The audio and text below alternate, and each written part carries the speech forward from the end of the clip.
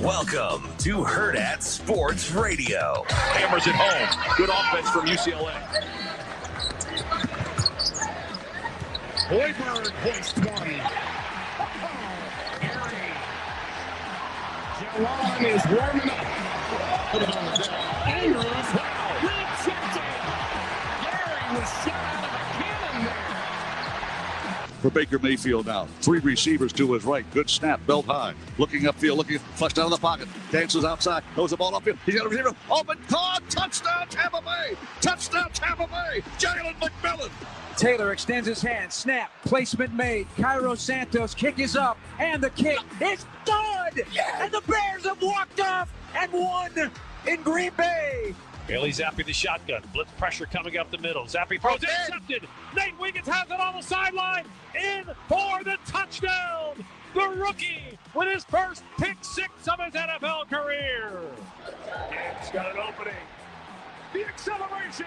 Jahmyr Gibbs. Touchdown Detroit. You guys look like you remember who the you are. That was awesome. That's a hell of a win, guys. All I can think about is, man, we've been forcing this stuff now. This has been 3 years in the making. Some of it 4. Like, that just doesn't happen. You got to work through it, grind through it, and go through the downs to get to the up to where we're at. That was unbelievable, man. Division winners, back-to-back seasons, and an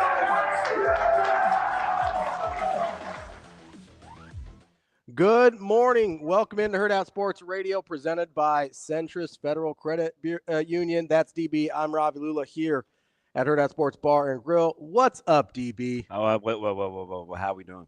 Do you remember who you are? Yeah, he's wild, isn't he? My man is that's a couple Red Bulls, a couple C4s. What did I text you in game too? Because he tried. They tried, but not to be outdone by Minnesota. Yeah, what are they doing? Yeah, not to be outdone. Again, I get it. It's the NFL and your team analytics, but just feel free to take the points. Yeah. So the one with Minnesota for me was, I wish they hadn't tried the field goal, the 51-yarder when they're down 8. Yeah. Like, I need you to go for it there. Was that 4th and what, 7, 6? No, it was less than that, I thought. I don't think so. Okay. So I'll still, 4th and 6, you're down 8. You haven't had a lot of luck scoring the ball so far in that game. Well, I just felt like the closer they were, the worse it was going to be. What do you mean? The closer they were in the red zone. Oh, okay. I thought you meant the closer score. I was like, that doesn't make any sense. Oh, okay. I don't always know what you're talking about. Crackhead. But no, like that one, I'm like, maybe we don't take the points there. But, yeah, Dan Campbell, like every once in a while, you should take points. Yeah, it's just wild. I like the fact, and I said this before, you know, apparently, if it's just who it is just who they are. But, like, does Ben say anything to him, do you think? To Campbell? Yeah. I would have to think so. Or do you think Campbell's got it? Excuse me. Campbell's got it to the point where Ben Johnson he'll just knows. say no. Oh, okay. If I don't say anything, unless I say no, we're going. Do your thing. I would think they have enough of a familiarity with each other at this point that he has a pretty good idea when he's going to go for it, which is almost always.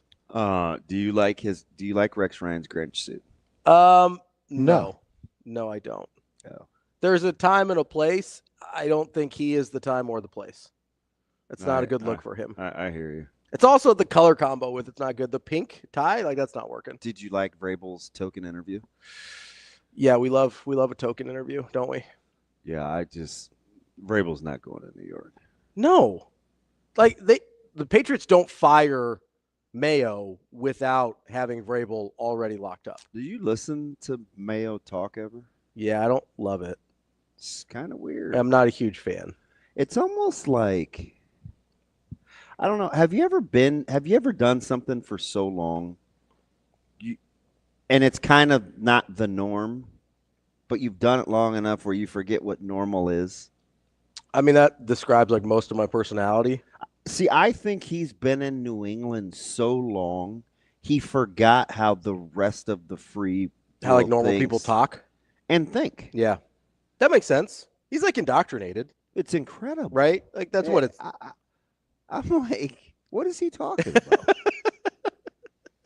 But I mean, it's okay. I think what people forget about sometimes with the whole Belichick thing is if you're going to act like Belichick, you better have won like Belichick. Yeah. Like you don't get that leeway. But sometimes I almost don't. I don't know if he knows any better.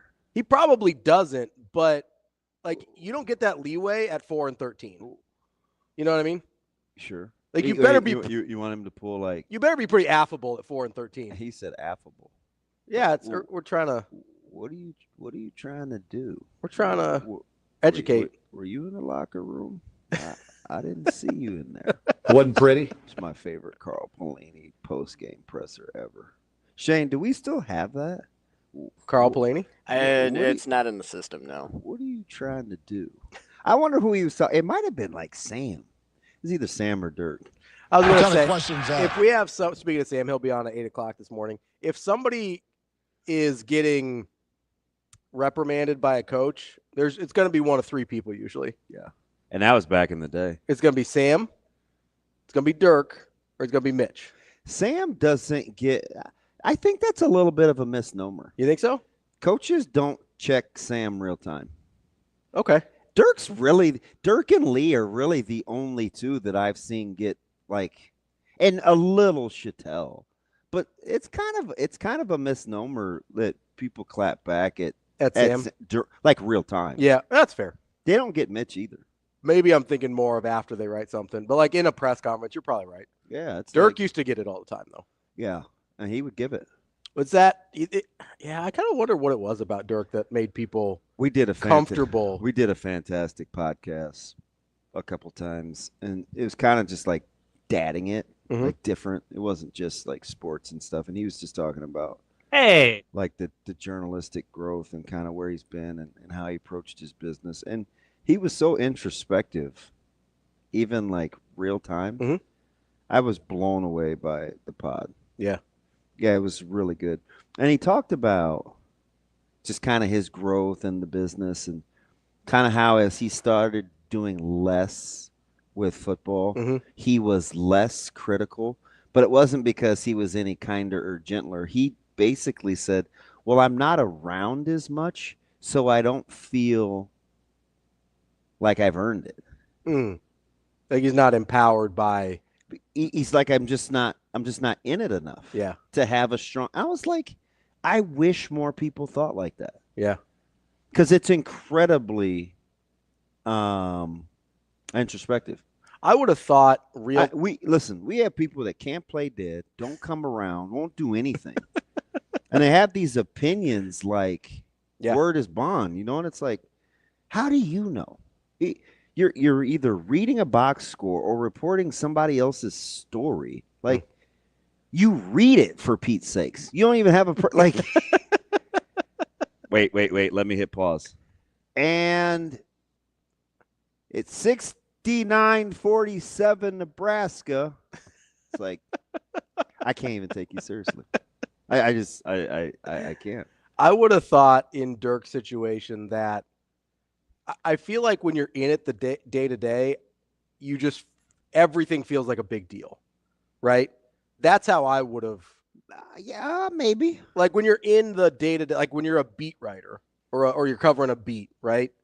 That everything seems like a big deal. Whereas if that's not your main job, you can kind of afford to take a 30,000-foot view of things and be like, oh, I could see how people maybe overreacted to that, or I see maybe that wasn't as big of a deal as people thought, or because we've done this with the transfer portal, right? We were doing this with assistant coaches. We're like when you're in the day to day of it, right? You're like, oh no, I can't believe they're losing Dante Dowdell or something, right? And it's like, okay, I get that he had a lot of touchdowns this year and he was a productive back for him. But do you look at would anyone 3 games ago have been like Dante Dowdell irreplaceable? No. I'm listening. Don't wait for me to. Well, I thought you were breathing. I thought you might have a response there. No real hot take. I'm taking in the that's information. Fine. But we talk about a guy kind of in real time and go, okay, that's a lot of people complained about Dante Dowdell throughout the season, and then he gets in the transfer portal, and all of a sudden the sky's falling that he's leaving. Right? Both things cannot be true. Right? He can't be a guy that you're like, oh. He has no vision. He's always trying to either bounce outside when he should cut up, or he's trying to cut up when he should bounce outside. We had all these complaints about Dante Dowdell, right? And we kind of ignored the fact that he had 12 touchdowns or whatever the number was on the year. And then he gets in the transfer portal, and we're like, oh, my God, we're losing 12 rushing touchdowns a year. Like, that's what happens when you're in the minutia day-to-day. Whereas if you're standing, 30,000-foot view, you can take the perspective of, okay, yeah, he had some nice moments this season.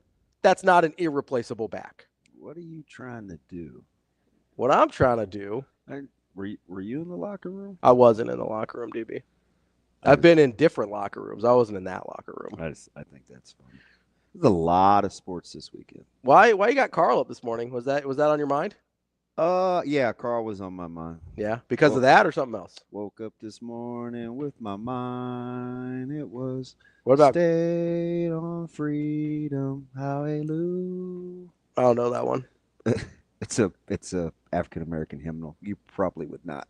I mean, I'm pretty versatile. You don't know. Been to any AME churches? I've sang with the Salem Baptist Choir. That's like I got a black friend. That don't count. I don't know. What they do? Yeah, you came over on an invite? No, I did. When I was in college, the choir I was in did like a whole concert with them. Did like a thing with them. That particular group, yes. Not those people. Not like a they them. Oh shoot! How else would you like me to? I don't know. Them this sounded kind of strange. It's fine though. With that lovely group of folks in the Salem Baptist Choir, which they were lovely. They were terrific. Woke up this morning. That was the jam. That was your jam. Get the little sway. Got a little. Hey, is that like I'm doing the Carlton. No, that would be like Oh Boy on Hitch. Don't ever stay right here. Yeah, stay right there. You ain't got to make pizza. They got food there. Oh yeah. So I mean, just I'm not worried about dancing. I caught up on Landmark. Watched a lot of wrestling. Watched a little high school hoops. Okay. Watched Nebraska. My man Goatney. I listened and watch. Yeah. Yeah, because I feel like I'm pot committed to Coat. Okay. And I'm a network guy. But LP is a funny son of a gun. So Putney had the TV broadcast. So I had to rock with Larry a little bit. Okay. And I watched women's basketball in a game of runs. Yeah. 10-0, then up 17, then tied, then finished 11-1. And then and I told you, college basketball is drunk. College basketball is a little drunk. Yeah. It's a little intoxicated. I'm glad. So I had to set it up because DeMarinis is pretty good. Like you can't leave him too much of an opening of any kind of fallacies because he'll jump on him. Yeah, like he's in there. He doesn't let you get. Him and Jacob won't let you get away with. So anything. No, Jacob is. So if DeMarinis is a 6, yeah, Jacob's a 12. I'm not letting you get away with stuff. Yeah, 100%. Yeah. 0 slides. Mm-hmm. Bro, I love you, Damon, because I swear you read my notebook. Yeah, I mean, I try, and it'd be pretty extensive. Yeah, I could say, man, Lee Robinson, he's 2.4 steals a game. Well, he's like 2.9, almost 3, but yeah, like that's what he would say. Yeah. So it's like, well, that's no fun. So yeah, that was I was watching little hoops. I was a little surprised. I don't know if surprised is the right word.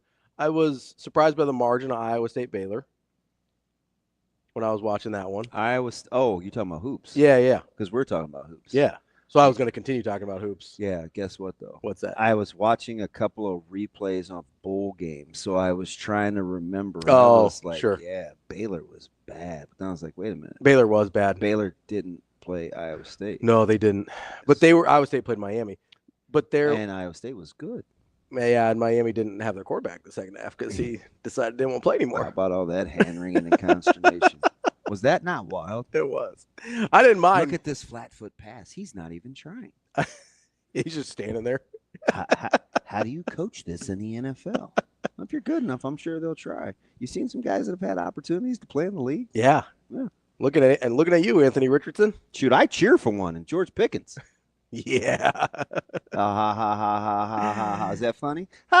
Listen, I gave your franchise credit. Is that funny? Is that funny? Yeah, a little Is bit. that funny that I have to cheer for George Pickens? Yeah, it's hilarious. It's funny that you have to cheer for George Pickens. It's funny that you have to cheer for LeBron. It's funny that you have to cheer for AD.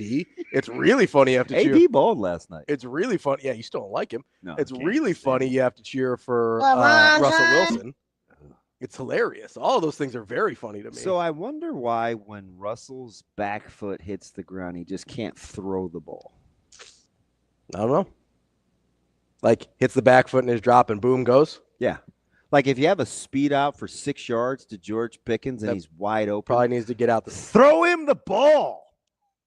Yep. You're not wrong. Gosh. NFL was maddening. Yeah, I didn't have a real good time watching NFL this week. Yeah, you guys got your head beat in, too. I mean, it wasn't even that.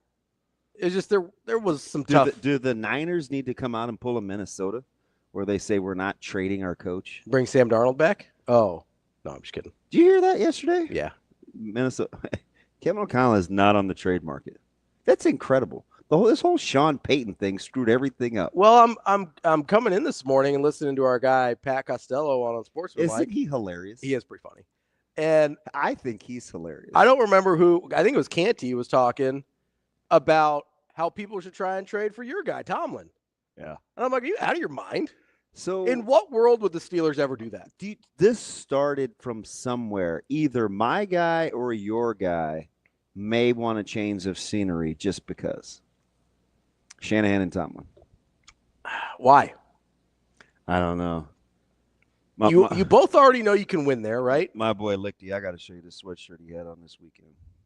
If you're he's a huge Steeler. Especially if you're Tomlin. You think you're going to find a better ownership situation than Pittsburgh? I don't. So when you make it that linear, no, but so much more goes on. I understand that. Stuff like that. But sometimes, again, this is what we were just talking about, being in the day-to-day. What does that say? We're just talking. Disregard the fact he's lobbing me the bird. Yeah, that's pretty funny. Yeah, he's a Tomlin guy. Seems like a shirt that Verge would wear. How about my other nutty? Doesn't friend? it? Look at that's a Verge shirt. Maybe not with the Steelers, but my guy Scobie, is he not crazy? Yeah. That's a bat signal. Have a shovel. Got you. Yep. It's like the town. Yep. Whose car are we taking? Yeah. Like no questions. Just let's go. Yep. 100%. No, but this is the same thing we're talking about being in the day-to-day granular and taking a 30,000-foot view, right? Like in the day-to-day, it seems silly to be just say, well, you're going to find a better ownership situation, or you're going to find a better front office situation. But Justin is not happy with Sam Darnold, but keep going. Sometimes Sam pulled Sam, didn't he? Sometimes you got to take that 30,000-foot view because people leave good situations sometimes because they get frustrated with things that don't really matter. Like we see that happen with people in jobs a lot, where sometimes you do have to remove yourself and just kind of hover above your own situation and be like, okay, what's good about what I've got going on here? Or have a buddy just be like, hey, stay dialed. Yeah, or have a buddy just be like, hey, I know you're frustrated about some things right now. Like, let's look at big picture things, right? Major and a major, minor and a minor. Yeah, I feel like people do this with relationships a lot too, right? Like they'll get upset with their partner or something over little things that don't really matter because they haven't communicated about them or whatever. But it's like, okay, is this person still a good partner? Do they still support you? Like the big things, are they a good parent, whatever? And you go, okay, yeah, all those things are still true. I probably need to figure out how to get over some of these things or communicate them in a way that we can get better, right? Whereas it's the same thing's true with coaching situations. People get really frustrated with coaching situations, but if you're in the NFL and you've got a good owner, which that's way more rare than I think people realize. And he's got a great GM. Right. I actually think both the aforementioned, because we're talking about Kyle and Mike, they both have tremendous GMs. I think Lynch is a great GM. Yeah, and Khan is good too. And they've both shown to be aggressive when they need to be, but smart about handling the cap. Like they've done really good jobs. I don't know how you look at that situation and go, yeah, I think I'd like it better in Chicago. Because that's the one that came up on the radio this morning was, Chicago needs to make Tomlin say no, make the Steelers say no on Tomlin. If you're Tomlin is there any way in the world you go from Pittsburgh situation to Chicago's? I don't care. Like, you'd have to have, like, Patrick Mahomes would have to be the quarterback. If he kept Poles, but he would need a new upper management group. But, yeah, I'm with you. You know what I mean? Like, if I 100%, get no 100%. guarantees about that, Patrick Mahomes better be my quarterback. 100%. Like, that's full stop. 100%. You have to have a generational guy, and not Trevor Lawrence generational. I mean, like Patrick Mahomes generational. You better have – there's maybe 3 guys in the league that I'm taking a bad ownership for with a quarterback, and it's Patrick Mahomes, Joe Burrow, and I don't know the third one. That's it. That's the list. Because Cincinnati's ownership, low-key, has not been good forever anyway, and Joe Burrow and Zach Taylor have kind of overcome that. Hey, look at Kobe. What'd Kobe say? The last one. I'm telling you, man, you got to be careful out there. That's all I'm going to say. Yeah. I can't even mess with that, dude. People that act like they know things that don't know things Dude, it's just are wild. dangerous. It's just wild. They're And dangerous. It's like there's a lot of them. It's an entire cottage industry. Who? Cottage. Like cheese. Like the little thing you live in? Like cheese.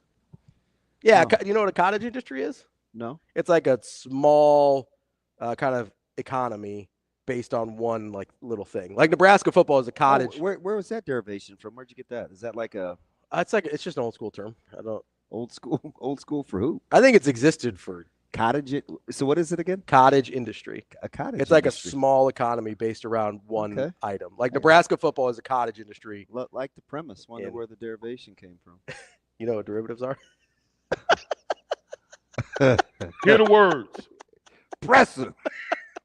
Pressing. I feel like you're pressing me right Who? now. What'd I do? I was nice to you the minute you walked in this morning. That's a lie. No, it was. What was so nice about what? I was like, hey, that's a great shirt. Look at you. Thank you. I need to run this through the wash cycle one time. Why is that? I don't like the feel. Oh, the like new, yeah. I need to soften it up. New shirt feel. Kind of like my heart. Yeah, you do. You're mean sometimes. Yeah. Not like me. I'm very, very empathetic. That's what people say about me. So, like, dude, our group chat is wild already. You be you. I am going to try to be me. So, I just want to go back to college basketball again. Okay. Do you have any idea? Who's good? Like, could you come up with like 5 good basketball teams?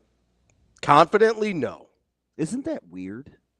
It is strange. Usually I've got a couple where I'm like, I feel pretty good about this team, feel pretty good about that team. I don't feel that good about anybody.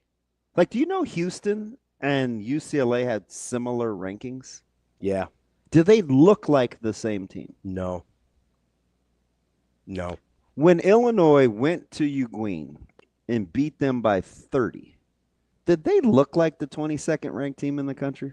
No. Illinois is one of the more perplexing teams because on their good nights, they look like they're incredible. A top 5 team in the country. So I got another one for you. Yeah. I don't feel that good about Kansas either, to be honest. Who's Indiana? Did you watch them yesterday morning? You going to get me started on Mike Woodson? Bro, they were like 7 or 8 point dogs. I don't think they trailed after 29. You want me to get in on Mike Woodson? I just Are we gonna do that this morning? We could do it. Aren't they like 14-2 or something? Yeah, and I still don't trust him as far as I can throw Mike Woodson.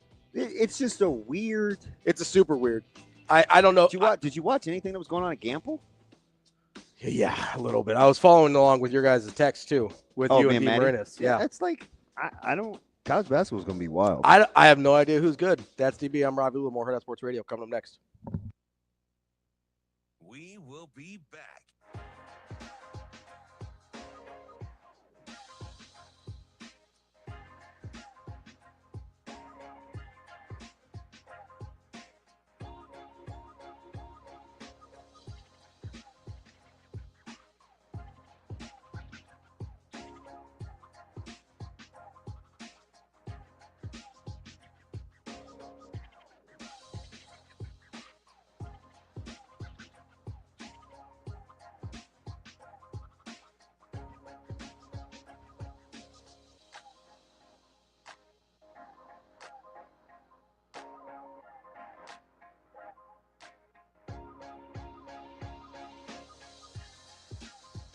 We will be back.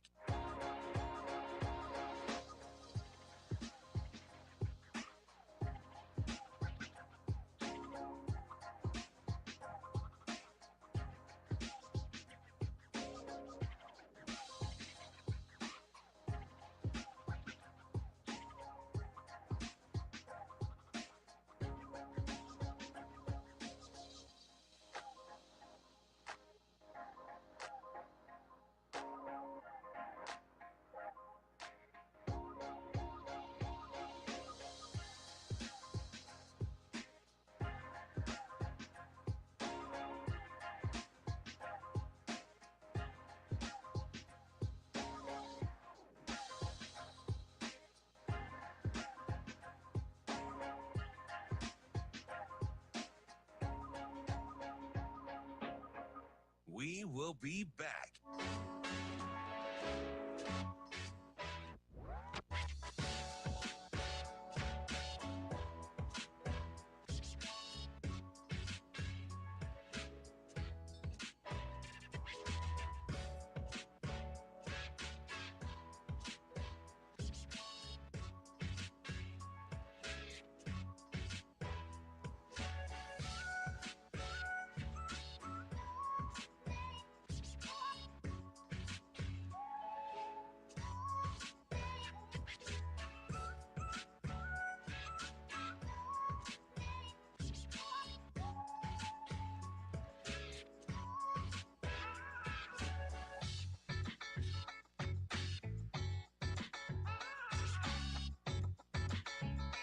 We will be back.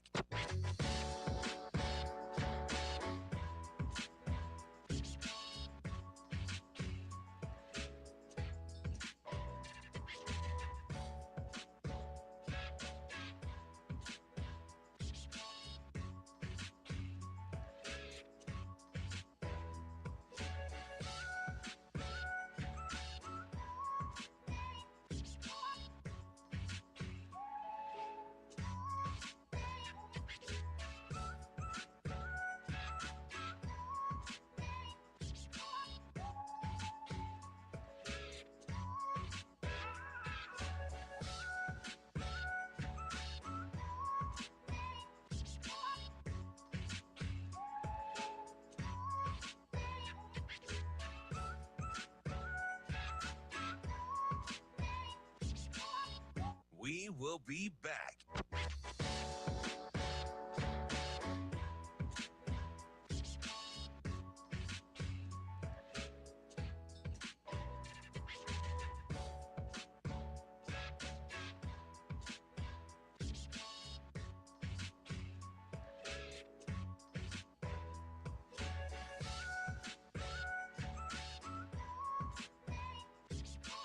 We will be back.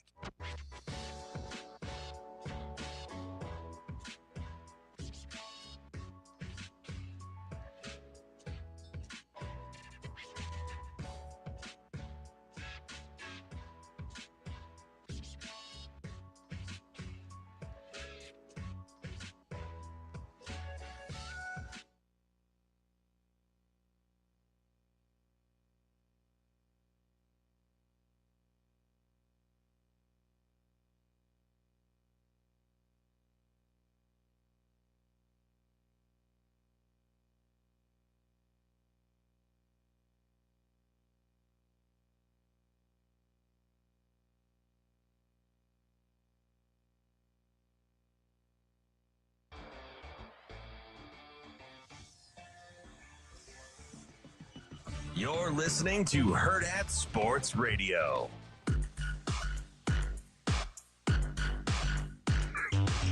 We're back here on Hurrdat Sports Radio, AM 590 ESPN Omaha, ESPN Tri-Cities. We're live on Twitter, Facebook, YouTube. We're here on the Pillar Exterior stage. What's up, DB? If I would have said that, I'm just saying. We do. I don't even know if that's true, but welcome back. Oh, no, it's a big staple of the diet. I think we may have to take this to the listeners. Should we set up the show real quick? Yeah, well, you threw in Sam. I threw in Sam because we were talking about Sam McKewon coming up at 8 o'clock. At 9, we've got Ryan Roberts from A to Z Sports going to talk a little college football with us. And then at 10, we will talk to Jarrett Bell. 10? 9:45, not 10. We're not going to be on at 9:45. We're going to talk to Jarrett Bell, who's a columnist for the NFL for USA Today. Continue, DB. So there's two things that are just bugging me. We were having a little off-air conversation, as we do from time to time. Because I just – this could be me. Sometimes I'm a little too principled. Okay. But if you love cinnamon rolls – so my question to you was – So I'm rocking a gas station pre-made cinnamon roll this morning. And I was like, wow, that's a heck of a crapshoot on something that is close to one of God's greatest gifts. So a couple things were happening this morning. Number one. Is it fair or foul? No, fair. I love So if rolls. you love cinnamon rolls, why wouldn't you be more discriminatory? So a couple things were happening this morning. Number one, this was not my first choice. Okay. This was not what I walked into the gas station planning to get. Normally they have They have like the donut display, and I'll grab a couple donuts and I'll come in. Okay.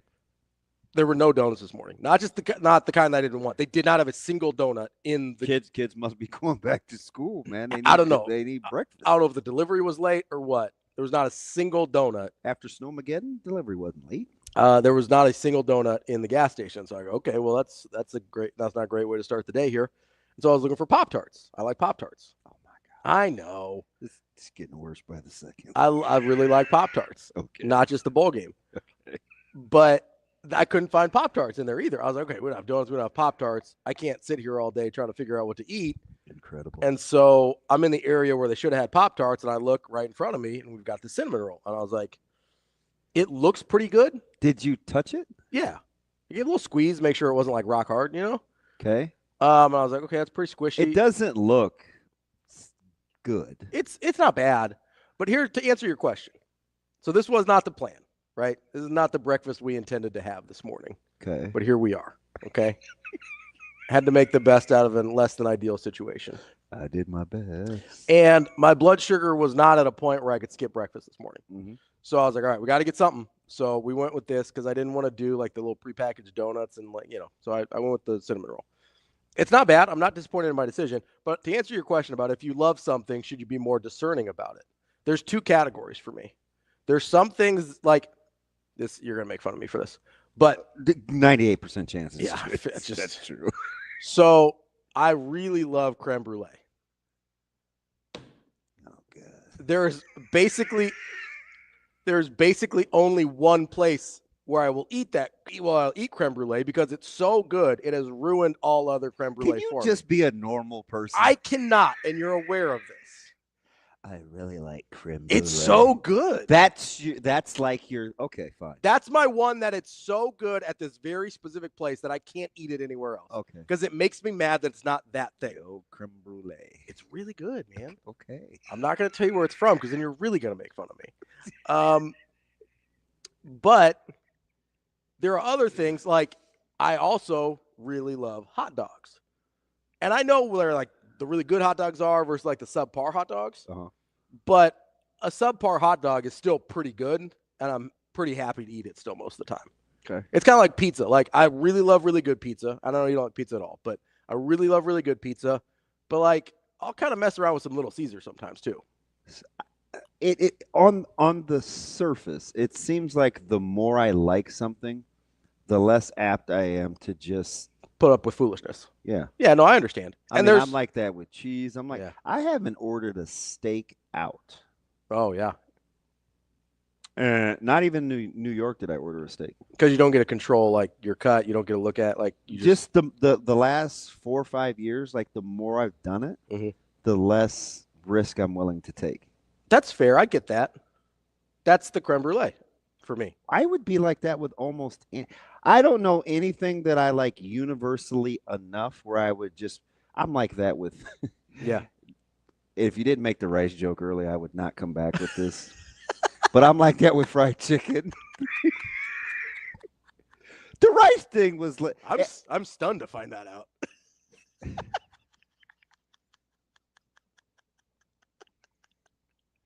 That you ate rice last night. You haven't been eating carbs. That's what I'm stunned to find out. Yeah, so it was in the jambalaya, and that's the other time that I had it was when I had sushi. Yeah.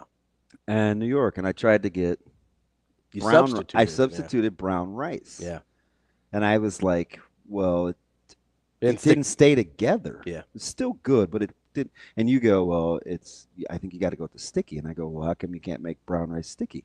Yeah, so I believe, I'm fairly certain that brown rice is brown because there's like a husk around it, around the grain of rice, and the rice itself is what's sticky and the husk is not. That's what changes the color. And I asked you, you just have that in the Rolodex. Like, how do you know so much about rice? I'm from a people that eats a lot of rice. So Indians eat a lot of rice. I got one follow-up, and then we'll move on. I doubt it, but yeah, go ahead. You always kind of pick and choose when I'm Indian. Yes. Yes. Thank you for letting me off the hook. Because any other time, I ask you a question. Well, I don't know. But this morning, You're very So educational, informational, and you rest on the fact that, well, I'm Indian. I eat a lot of rice, man. Now, if I would have said that. Well, see, that's the difference. Is when you make an assumption that I should know, let's say, Hindi. That wasn't the assumption. You know what that guy's saying? I said, do you know anything that the guy is saying? Yeah, when you make an assumption that I should know something because I'm Indian, that's different than me acknowledging that I know something, and it's because Indian people, like my father and myself, like I eat love a lot of steak, rice. but I wouldn't just eat it from anywhere because I love steak. That's because bad steak is really bad. So are bad cinnamon rolls. I tend to disagree a little bit. That's incredible. I'm less picky on cinnamon rolls. Your wife a pastry chef? She is, yeah. She doesn't cook me anything. Well, you just put any old kind of dough in your mouth? No. I almost said yeast, but that would not have gone over well. Oh, sorry.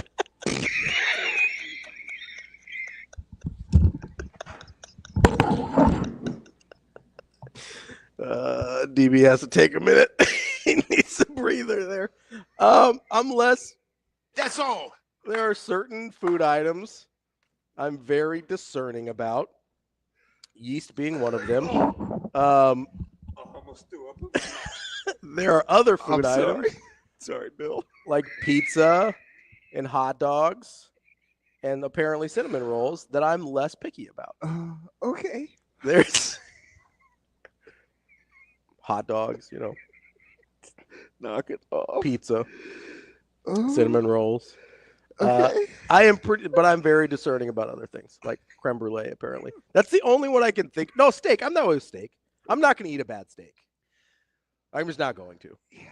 Like there's certain establishments that serve steak that I'm never going to order a steak there. Yeah. If you don't specialize in that, I'm probably not ordering a steak there. I don't want to throw anywhere under the bus. But you okay? Mm-hmm. You gonna be all right? You gonna make it today? Sometimes I just say things. You cannot put that down. Can't put that down. My bad. It's all right. It's all right. We're still here. Oh, it's amazing, Daniel. It's too early for this. I know. The whole live radio thing is just like a debacle. Yeah. All right. So, excuse me. So how was that jambalaya? It was incredible. I really like jambalaya. No, I'm not just saying that. Like, no, yeah. Although I live with somebody that literally flicked the shrimp out that I seared separately so it got the nice color before I added it at the last 2-3 minutes. I mean, first, I love shrimp, so I'm going to be mad about people picking around shrimp anyway, but that's upsetting. Yeah, that was Caleb. And he guess. It sounds like something Zoe would do. No, Zoe just had white rice. Okay. This little girl ate white rice, save the jokes, watermelon, and strawberry. At least it wasn't grape.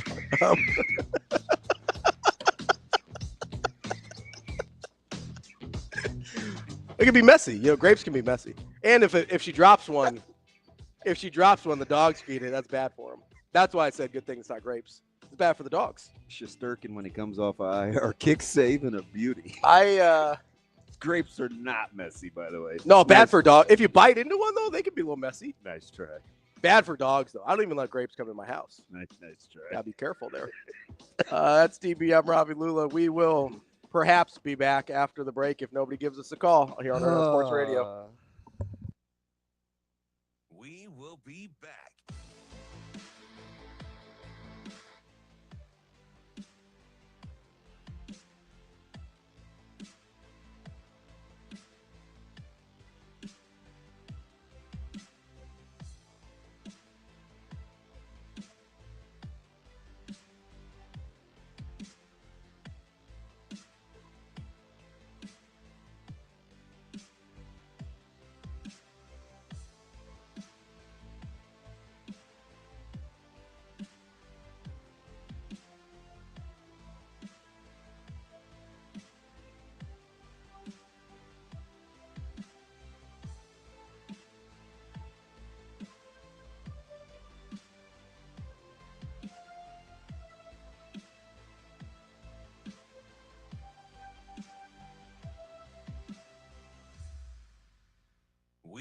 be back.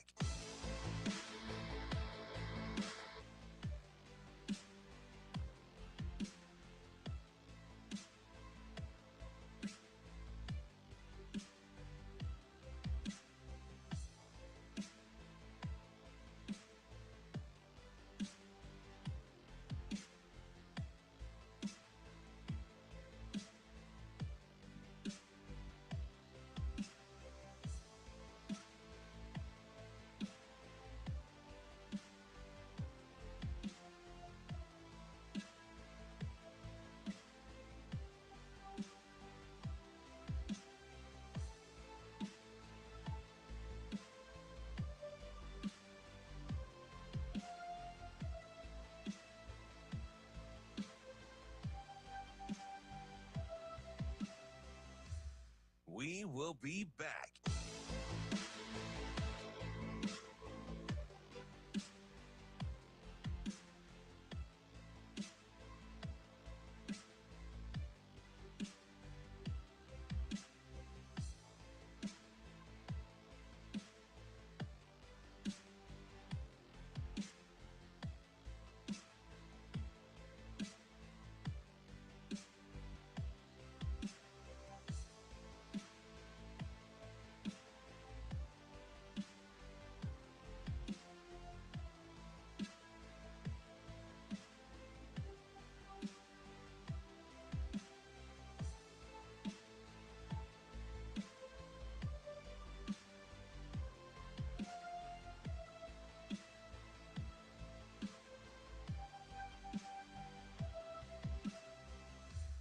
We will be back.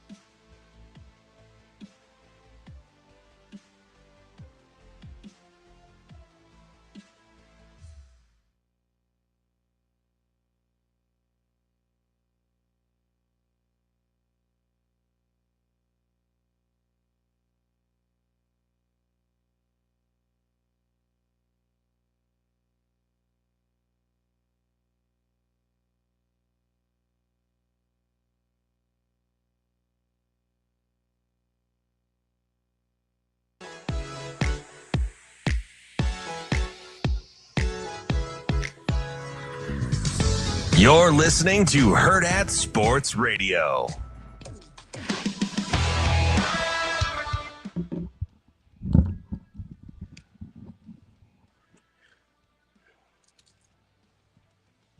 Good morning. We're back here on Hurrdat Sports Radio, AM 590, ESPN Omaha, ESPN Tri-Cities. That's DB. I'm Ravi Lulla here at Hurrdat Sports Bar and Grill. My last couple texts this morning was, number one, you guys are unhinged. Number two, glad nothing has changed. And then verification from my once boss, the great AD John Hood. All the way Hood. That, oh yeah, I used to sing I'm So Hood to that dude all the time. That's fine. Every time I'd see him, I'm so hood all the time. Let's not do that again. The whitest guy on the planet. Salt of the earth. Terrific dude. Just salt. Yeah, just no pepper. All salt of the earth, no pepper of the earth. So closer to Robin Hood, right? Yes. Yeah. All right. Yeah. Not boys in the. Lean on me. Yeah, exactly. Smoke crack, don't you? No. Oh. He sent verification. I used to work with Hood at Grace. Okay. Before things went sideways. Trust me, I don't have the fondest memories of that place either. We should have a support group. I think it all revolves around the same person. Wow. Wow. He sent me verification that QT is having some sort of donut crisis because he does not live in the same part of town I do. Is that the one who sent the picture? Yeah. oh yeah, maybe maybe something happened with the shipment because that case was empty. Yeah, that's what mine looked like, and I was like, bruh, what are we doing here? And do they know how many hardworking? I know everybody Midwesterners are going back to work this morning. Everybody that's in that QT that time of morning, besides me, is obviously like somebody who works very hard. So how can I would say I shouldn't say how because obviously your health matters, but the huge amounts of sugar intake in the morning are incredible. Yeah, so a lot of it, my blood sugar tends to be low in the morning. Why don't you get the you know how they have the strawberry and blueberry glazed? I think it's Hostess. They look similar to the ones that glazed Cracky Creams donuts or yes, they're like the jumbo. There's 2 in the package. So why don't you get those? I saw those, and I saw the strawberry, and I didn't want a flavor on my donut. I'm not a big flavored donut guy. It's pretty hit and miss. Okay.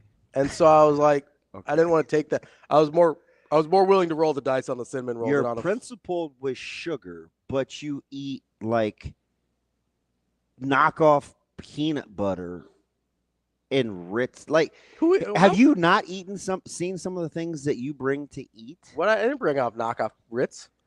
What are the little peanut butter sandwich things that you eat? I eat Nutter Butters. Oh yeah, that's what I'm talking about. That's not a knockoff though. That's brand name. That's not peanut butter. Well, it is a Nutter Butter. Shane, you pipe down over there. But you just okay, it's fine. Nutter Butters are good. The Ritz crackers are good that I bring in sometimes. Okay. Listen. I already know I like those, so I'm in. I don't know. I haven't had the flavored donut, the prepackaged flavored donuts, so I don't know if I like those. I was more willing to roll the dice on a cinnamon roll. On the cinnamon roll. That looks like if you could. It's fine. That right there looks like you could get about 87 on the jugs off the bump. That's just because I got a cannon. Like that doesn't even look edible. No, it's squishy. Look, see? Squishy. Okay, that's weird. What? Don't. You don't want me to squish my buns on TV here? Selfish. What? I was more willing to roll the dice on the cinnamon roll than the donuts. That's where I landed. It's fine. I'm not saying it was a good decision, but it was a decision. With your C4 and Diet Coke. Yeah, so I was out of Diet Coke at the house this morning. Yeah, so which was a tragedy. Bowl game morning? Yeah. Jessica was cleaning out her bag, like her backpack. How many Diet Cokes you have in there? None. Oh, okay. But she does have like a lot of she's like Walgreens when it comes to like electrolytes and lotion and batteries and stuff like that. So I'm the other section of Walgreens. I got like Tylenol, Advil. So she's like, hey, I have some of these packets. And one of them was a C4 packet. Oh, yeah. I've never seen them. Yeah. And I normally, like, if I'm going to do it, I have these other tablets that I take that I think are probably a little healthier. Yeah. But I was like, oh, it's 6:20 Eastern Standard Time. I'll take the C4. Lane could barely get to his open. Shh, simmer. Sit down. Sit down. Stop talking. Make it a little squirrely. Man, my face itched. Oh, yeah. If you're not used to it, your face will itch a little bit. I was like, these work. It's just the night. Well, you know what? It's actually a misnomer. Okay. So, this is I used to. Who is this talking to me? Because I don't want to infer and have you think I'm slighting you. This is former meathead Ravi. Okay. So the ingredient that they put in C4 and a lot of other pre-workout drinks that makes your face itch is actually niacin, which doesn't really do anything besides make your face itch. It kind of flushes your skin a little bit, but because it feels like it's working, they put it in these drinks because they're like, oh man, I'm feeling kind of itchy and like good to go. So it's a physical thing that actually doesn't do anything in terms of waking you up or making you perform better or anything. It's supposed to mimic beta-alanine, which actually does do stuff. It kind of primes your body to work out, but you have to have so much beta-alanine in there to actually give you that effect that they kind of cut it with the niacin to be able to put less beta-alanine in there and still make you feel like something's happening. That's interesting. That's meathead Ravi for this morning.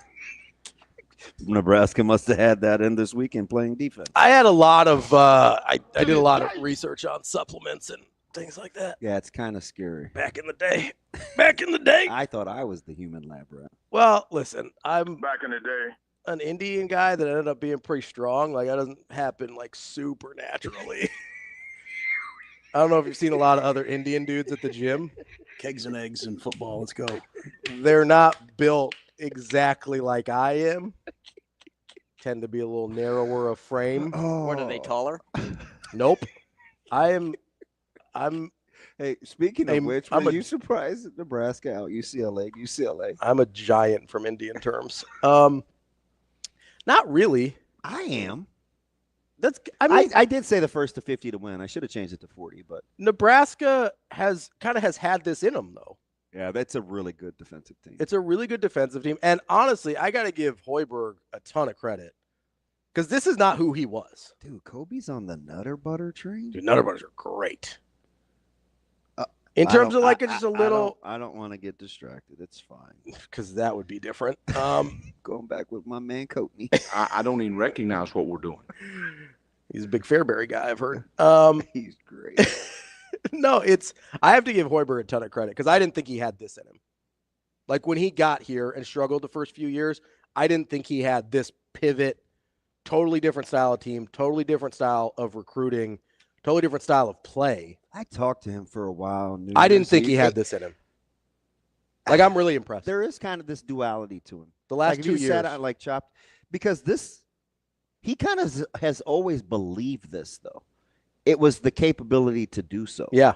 And I didn't know he had believed this. I basically just went off of. Very, very, very aware of the transition. Yeah. And cognizant of the evolution. Well, I think he had to, right? Otherwise, he wasn't going to last. I mean, if we're being real, if something didn't change, he would not have still been the head coach here 2-3 years later. Yeah. Right? Like, he was at an inflection point in his career with Nebraska, and if he didn't figure out how to adjust in real time, he wouldn't still be here. And I have to give him a ton of credit for that because, like I said, I didn't know he was capable of this. The last couple of years especially have been the most coherent rosters he's put together at Nebraska. Not the most talented rosters probably, because there were some years where they weren't very good, that they had pretty good talent on the roster. It just didn't make any sense together. The last 2 years, he's put together really. He can put some different lineups on the floor, and I like it because they defend. Yeah, at a really high level. Like, they've got guys that are kind of menaces. Oh, yeah. Like, Juwan Gary's a menace. So, and then you look up, and it's like Indiana wins on the road at Penn State. Yep. Right. Maryland gives Oregon all they want on the road.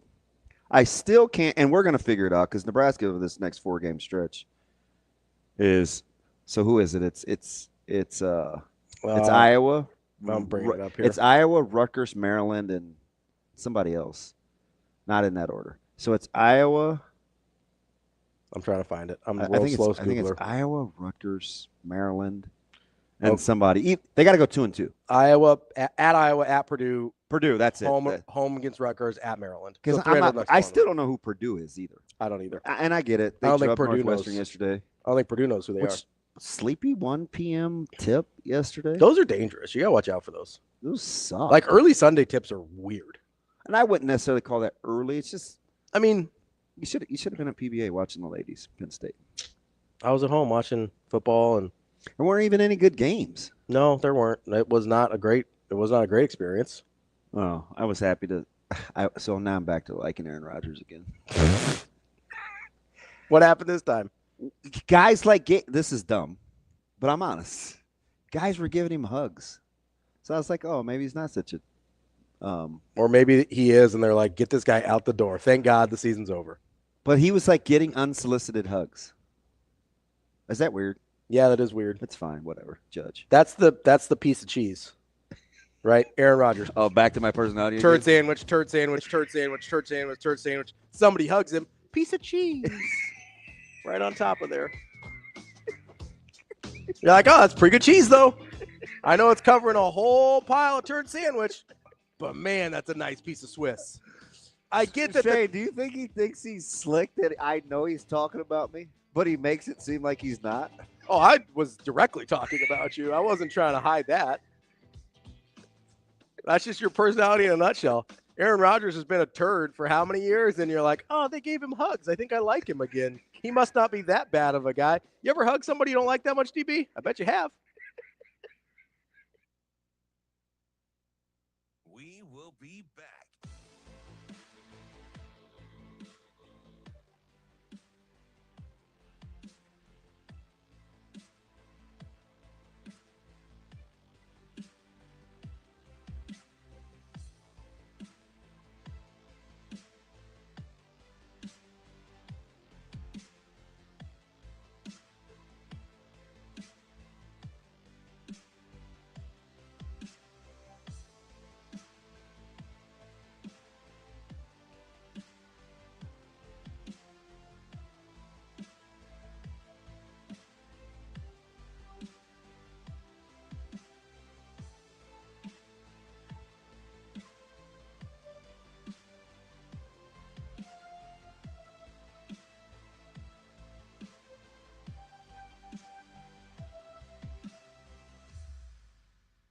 We will be back.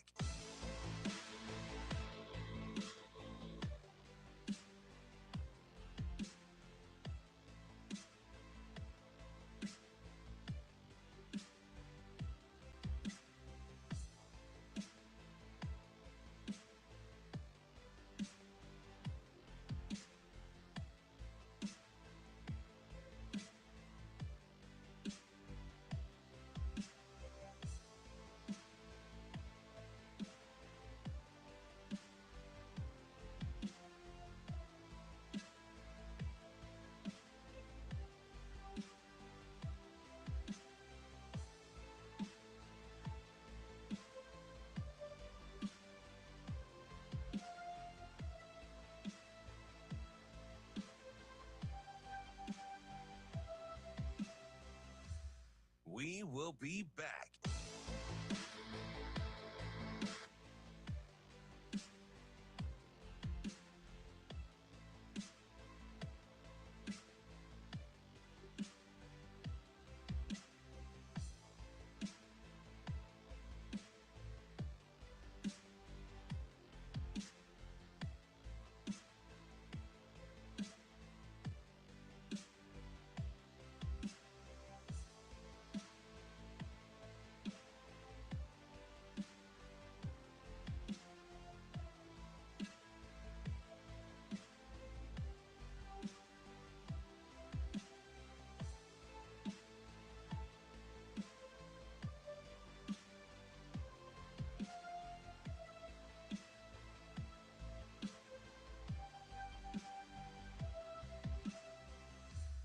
We will be back.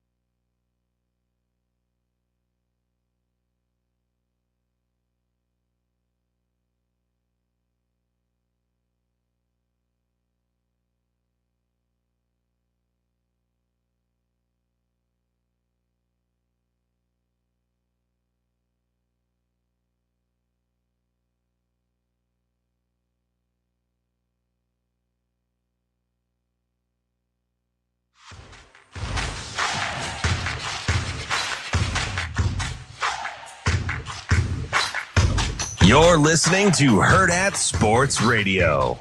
Here is the sports editor for the Omaha World-Herald, Sam McKewon. That's fine. That's fine. That's fine. Sam McKewon. We're gonna throw the ball, and you just stand back there and throw it where you want to go. You know, that kind of thing. Sam McKewon. Are you guys going? Sure. Now, Sam McKewon. Kicking off hour number 3 here on Hurrdat Sports Radio, AM 590, ESPN Omaha, ESPN Tri-Cities, presented by Centris Federal Credit Union. That's DB. I'm Ravi Lulla. We are joined now by our friend Sam McKewon from the Omaha World-Herald. Sam, what's going on? Hey, man. How are you guys? Good. Are you on the move? No. All right. So I'm just I'm stationary and cold. What was the precip? Did you get any? Because Snowmageddon missed us, but I know some people got Omadome, baby. Yeah, 1.5 inches here, and then I Really? think to the south of about that over Saturday and Sunday night, and then I think people to the south got a lot more. Fall City got like a foot than we did. A foot, yeah. Yeah. So it was a tight bands of snow up from central Missouri or wherever it was. So yeah, I feel for those folks down there. I'm sure that weather is fascinating. It must have snowed in like a 2-inch slot. Yeah, the band of the heavy snow was like really narrow. That is crazy. Yeah, it is. That happens sometimes, and that'll. I'm guessing the city of Omaha is okay with not receiving a foot of snow. So, you hope the people out down there in southeast Nebraska are still, shoveling out and all the rest.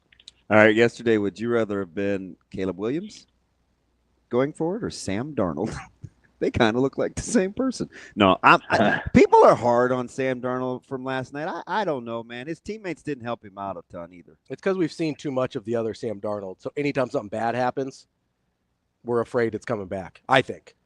You think last night was more about Detroit or Minnesota? It's about Detroit for sure. Yeah, they played on defense. They played great, and their head coach the defensive coordinator is probably going to get some interviews here in the next couple of weeks. Today is the day when most of the coaches who are going to get fired.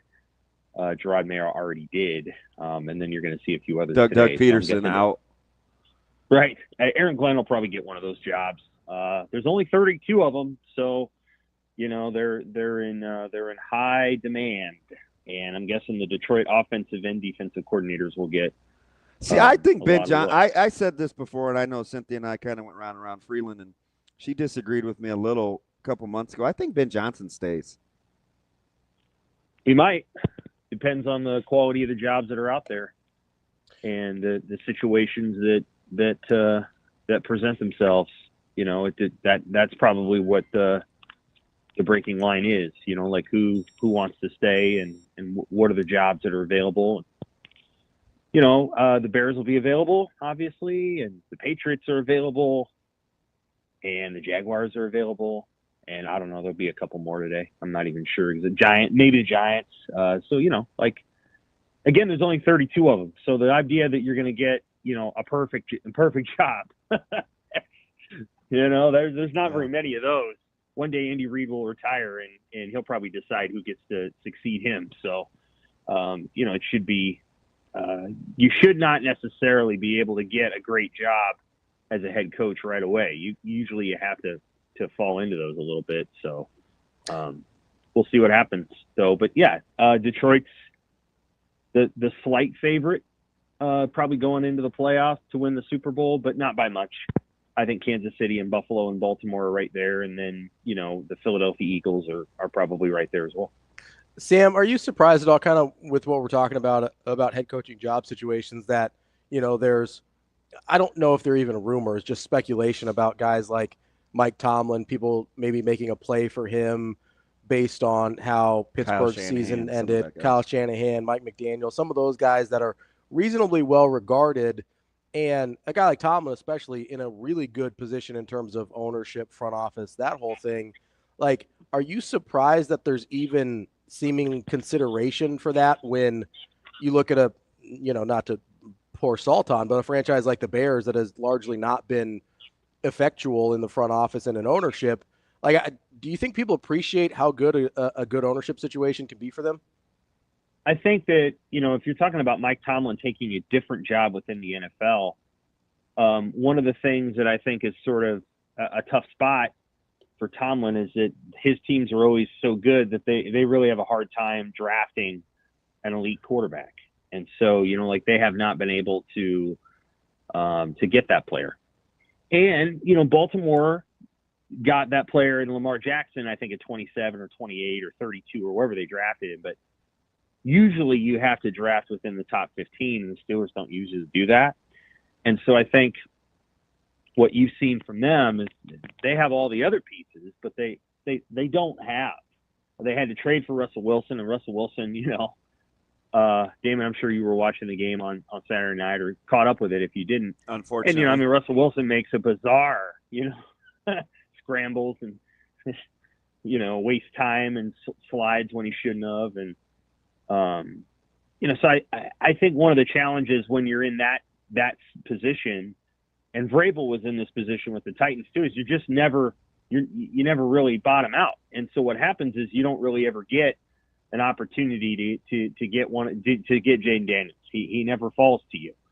And so Tomlin either has to trade for that player, and of course trades are always really tricky.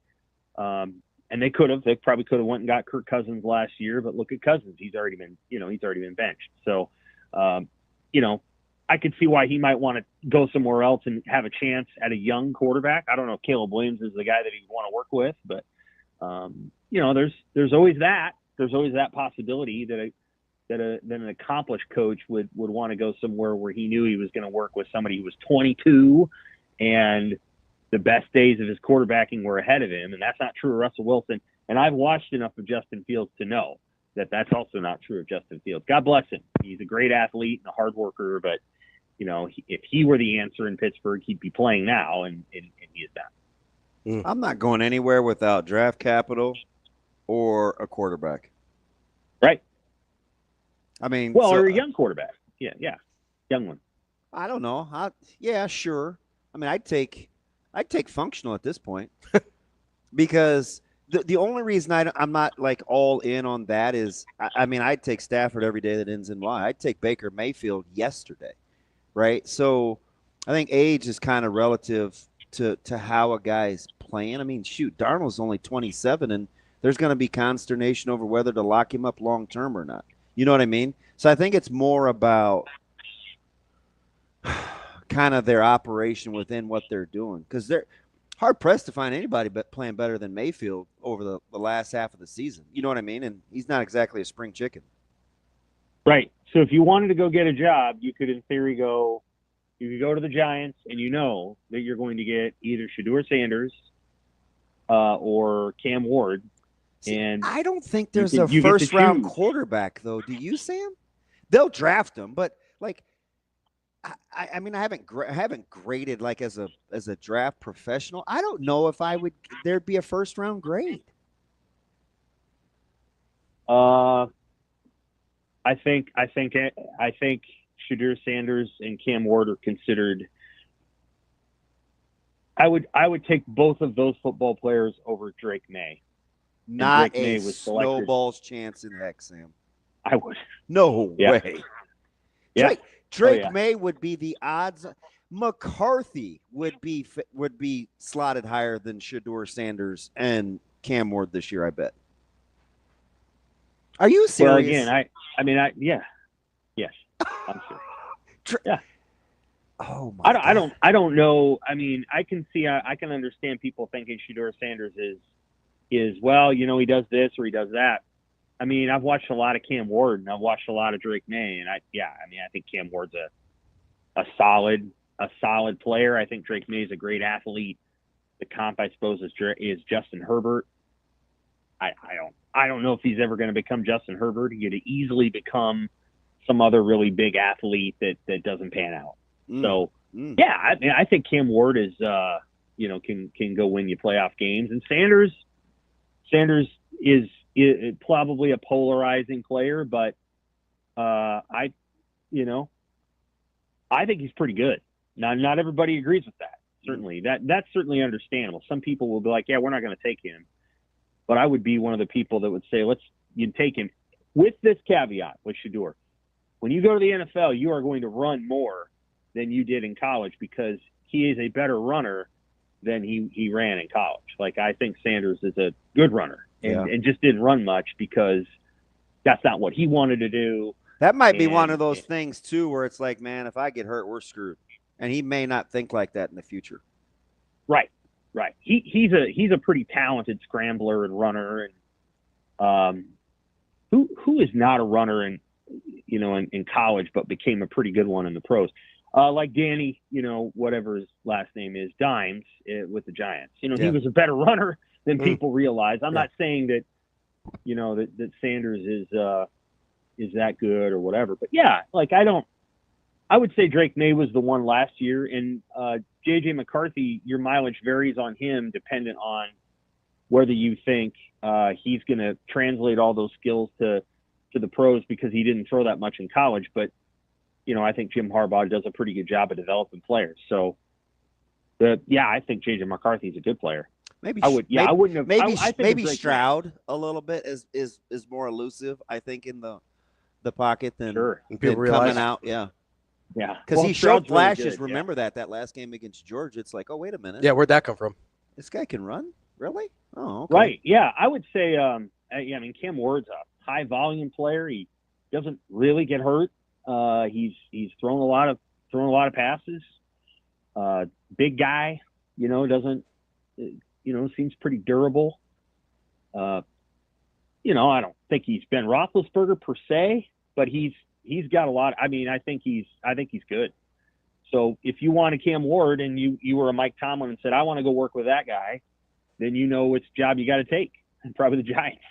Or, I don't know. Cam Ward could go first overall. I'm hoping, the Bears have an offer. The Bears and the Browns are my two teams because I'm married to a Browns fan. I hope one of them gets Travis Hunter, but we'll see what happens. We're talking with Sam McKewon of the Omaha World-Herald. Sam, switching gears to Nebraska here. Obviously, had some news over the weekend with Ed Foley moving on or being moved on, or one of those things as special teams coach. Where do you think Nebraska looks to replace him? I know people always have names they throw out there, but do you have an idea of what you'd like to see there? Yeah, you know what? I instead of going with names, because I think there's a lot of people that put the same two names out there, and that's fine. What I'll say is that I think you have to think about the head coach. What does he want the special teams philosophy to be? And then once you do that, you have to have the vision, and then you have to have the approach that matches that. And so Nebraska, from Matt Rule's perspective, I think wants to be a very aggressive a special teams unit that makes a lot of plays, and that's fine. I think that's great, and you're going to have to put the commensurate amount of planning and approach and teaching around that, and really emphasize it. And the head coach has to be part of that emphasis. Not that he wasn't before, but I think they probably will fix some of the issues that they had with a different snapper. And that snapper was going to play here, whether Ed Foley was the coordinator or not. So that may resolve some of the things that they have to do. And I think more of the concern is on the return unit and whether they can become a more consistent team returning the football, especially on punts. And that's an area where I think Nebraska can grow. There's a lot of different guys you could hire. Obviously, there's been two names that have put out there that have coached at Nebraska before. And again, that's fine if that's the direction that Rule wants to go in. I think it's more a question of, Rule's overall vision for that unit and what he wants to execute there. I don't know that Scott Frost necessarily had a complete and cohesive vision about that, or at least he never expressed that to us. And his predecessor, Mike Riley, kind of left it up to, his guys to do it. The last coach that really had sort of that vision was Bo Pelini in his last year, when he's like, well, I'm just going to take over this, this, and this. And those units got better as a result. So I'll be curious to see if Matt Rule, divvies it up, coach to coach, or if he has an oversight guy that handles the whole thing. I know this. I know they want to get a little bit better punting the football, irrespective of the blocks. I know they want to get better returning the ball. And I think they've got their field goal kicker in John Hull. They feel like he's gonna go ahead and turn the corner as a kicker and be their guy. So we'll see where it goes. What's going to be interesting is I think his staff is set up where freelance is not the word I'm looking for, but Coach Rule can roam and put his fingerprints on whatever part he really wants to, I think, for the first time because of his staff's makeup, right? If he wants to spend some time on D-line, he can. If he wants to learn more about the secondary, he can. If he wants to get after, special teams in the block unit, he can, because he has really high-level thinkers and confidants now on both the offensive and defensive sides of the ball. Yeah, I agree with you completely. I think it's a strong staff from an experience standpoint, and it really does come down to, again, Matt Rule's going to have a wide spectrum of just a wide group of people from which to pick a special teams coordinator. He is not going to be limited to 4 names. I'm sure he would have 100 options.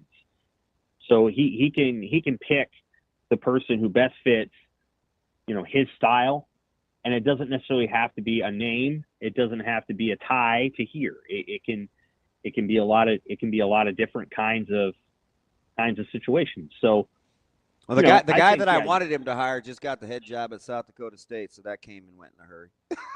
Right. And congratulations to him. That's a heck of a job, man.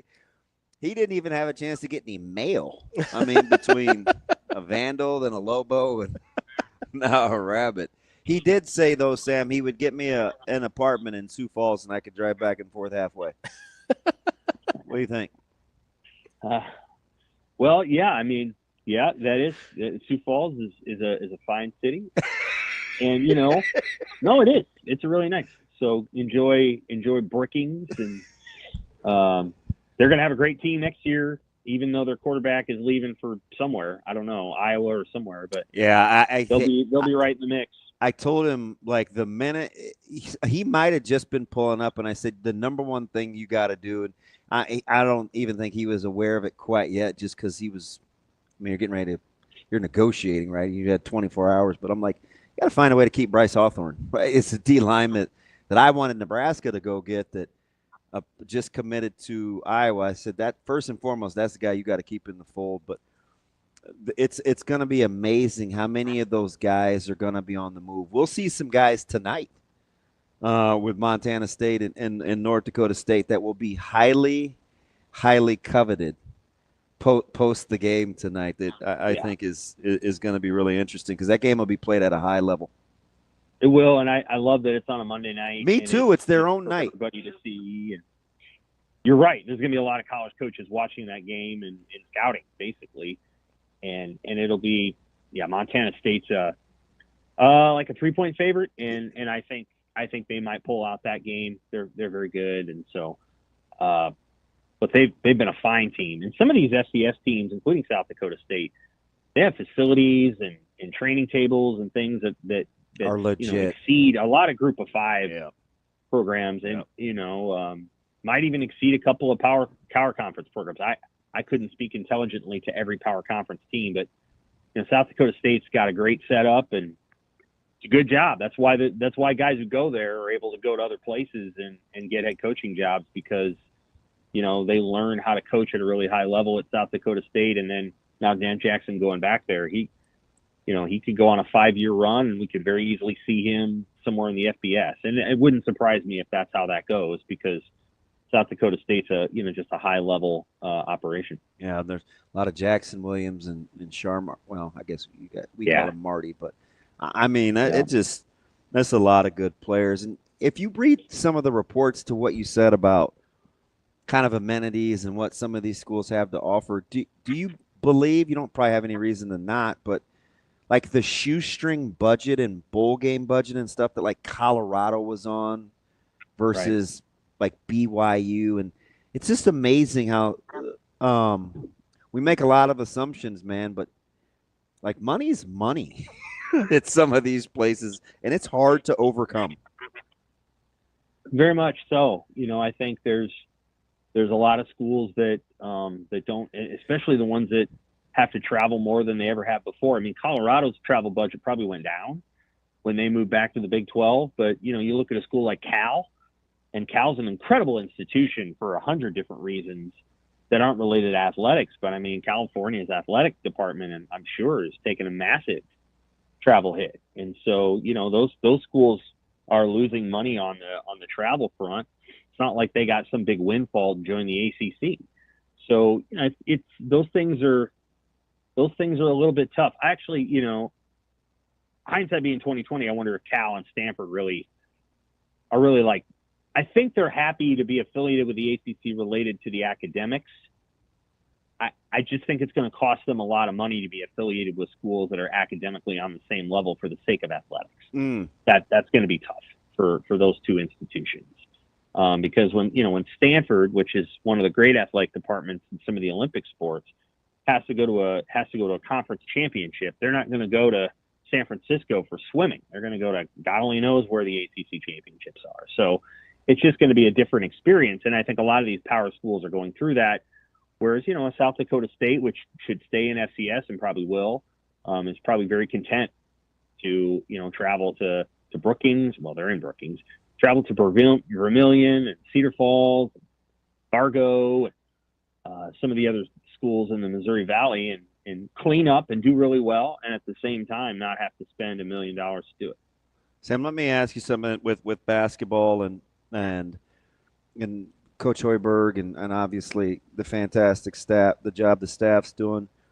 Are the next four with Iowa and Purdue and Rutgers and Maryland, are you to the point now where you're thinking, okay, they've got to go blank and blank in this stretch, or like 2-2 out of the next four, or are you still – it's early enough where you're like, man, just get Iowa? Like, where are you with an expectation level for basketball, given they kind of have shown who I think they're going to be?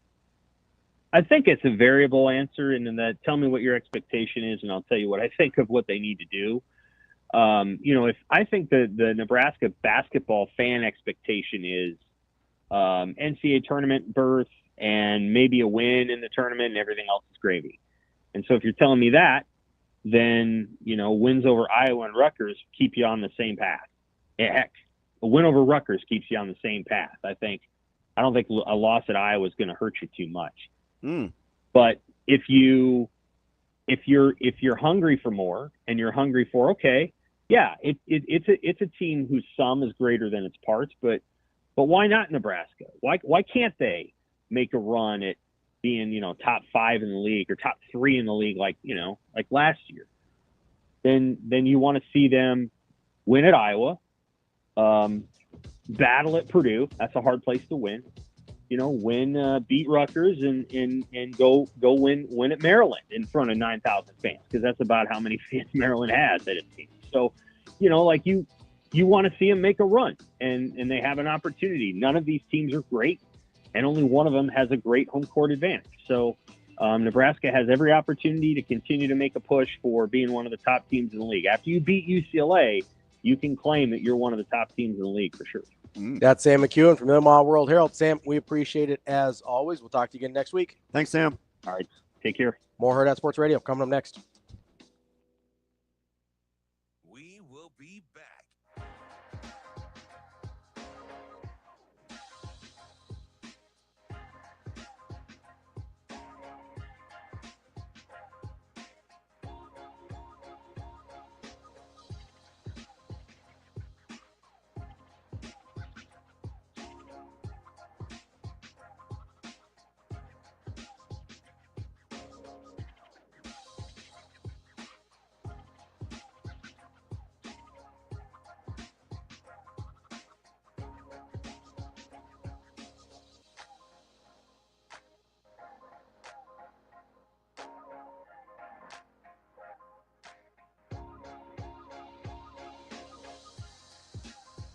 We will be back.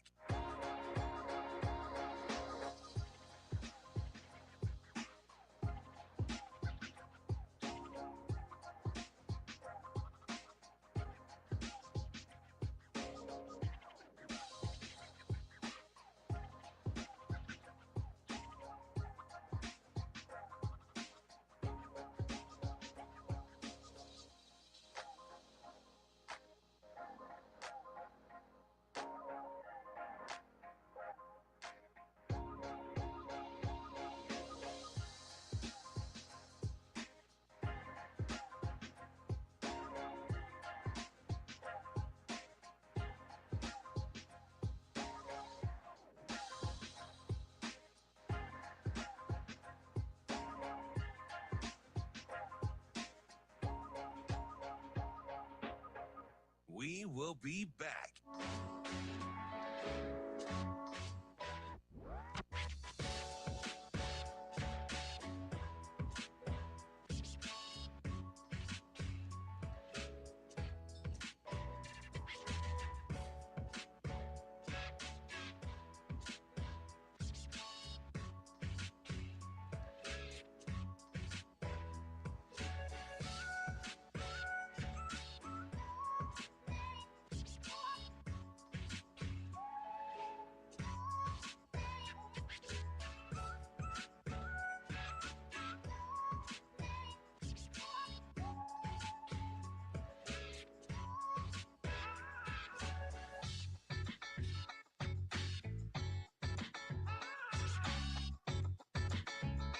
We will be back.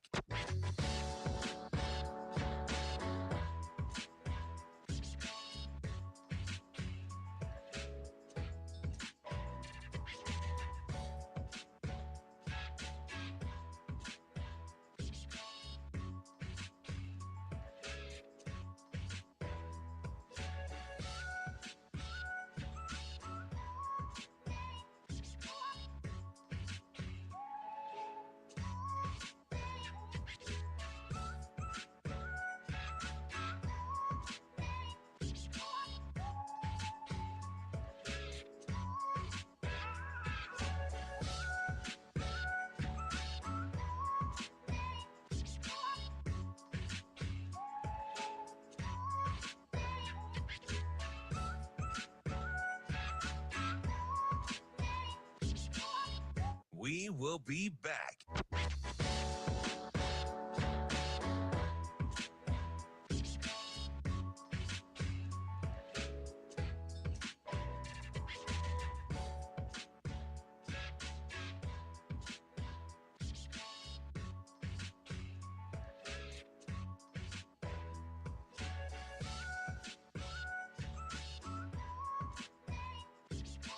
We will be back.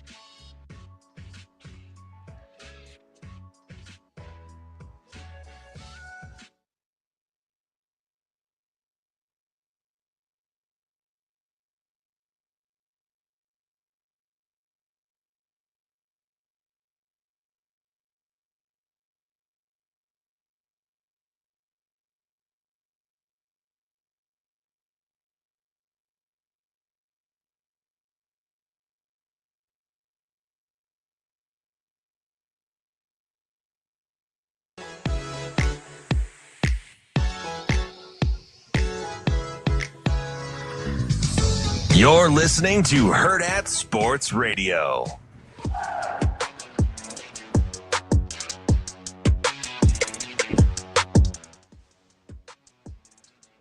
Welcome back, Hurrdat Sports Radio, AM 590, ESPN Omaha, ESPN Tri-Cities. That's DB. I'm Ravi Lulla here on the Pillar Exterior stage, reminding you if you're driving into work, even though we didn't get any snow, keep those eyes focused and straight ahead. Your job as the driver is to drive. Don't get distracted. This message from the NDOT Highway Safety Office. I know we do. Why'd you leave my window down? I didn't do anything, DB. You know I don't have keys to your car, right? I know I have like your garage pad code and everything, but like I don't actually drive your car or anything like that. Like, did you know that you could drive a vehicle without the fob? I did not know that. Yeah. So did you see the lady that got her vehicle stolen with her dog in there? No, that's horrifying. She's on like 33rd and Cass, maybe, or somewhere like that. She ran in to get a coffee and left her car running because it was too cold for Sonic the dog. It was Sonic, I think. Yeah. Yeah. Wow. Good. Look at Shane paying attention to local news. So she had the fob in her hand, but it was like already started and everything. Because, and I guess it dings at you, but I didn't know if you could put it into gear. Yeah, I would have thought you couldn't have put. Maybe it depends on what car, because I don't think you can put my car into gear without the fob. Yeah. Even if it's running? Yeah. I don't think you can go anywhere. Yeah, I wish I could like say something, but the degree to which I would John Wick somebody if they stole my car with one of my dogs in it. Yeah. Did I tell you when I used to drive I had a Mazda 626? I would go hard. Old, and I pulled into the gas station on 72nd and Grover. Mm-hmm. Left it running. Just ran in there. Was that BP? I don't know what it used to be, but it's not as nice as the one that it is now. Okay. This was 2001. Okay. 2000. And came out to no car. That's a bummer. Yeah. 9:30 at night. Yeah. That thing, I mean, it was in a hurry. I was, you know me. You were in and out too. Yeah. Yeah. I was like, God, where'd I leave my car? Yeah. I was like, oh, shoot. So I took that thing. How long did it take you to realize somebody stole your car? Well, 2 minutes. Where you're like, oh, no, this is where I parked. It's and gone. it was left in the parking lot at Thomas Jefferson High School in Council Bluffs. Wonder what they were doing. I don't know. Apparently, so this is kind of funny. So the place where I go and play tennis on Fridays, the front desk guy apparently had his car stolen. They didn't take anything. They actually filled his gas tank up.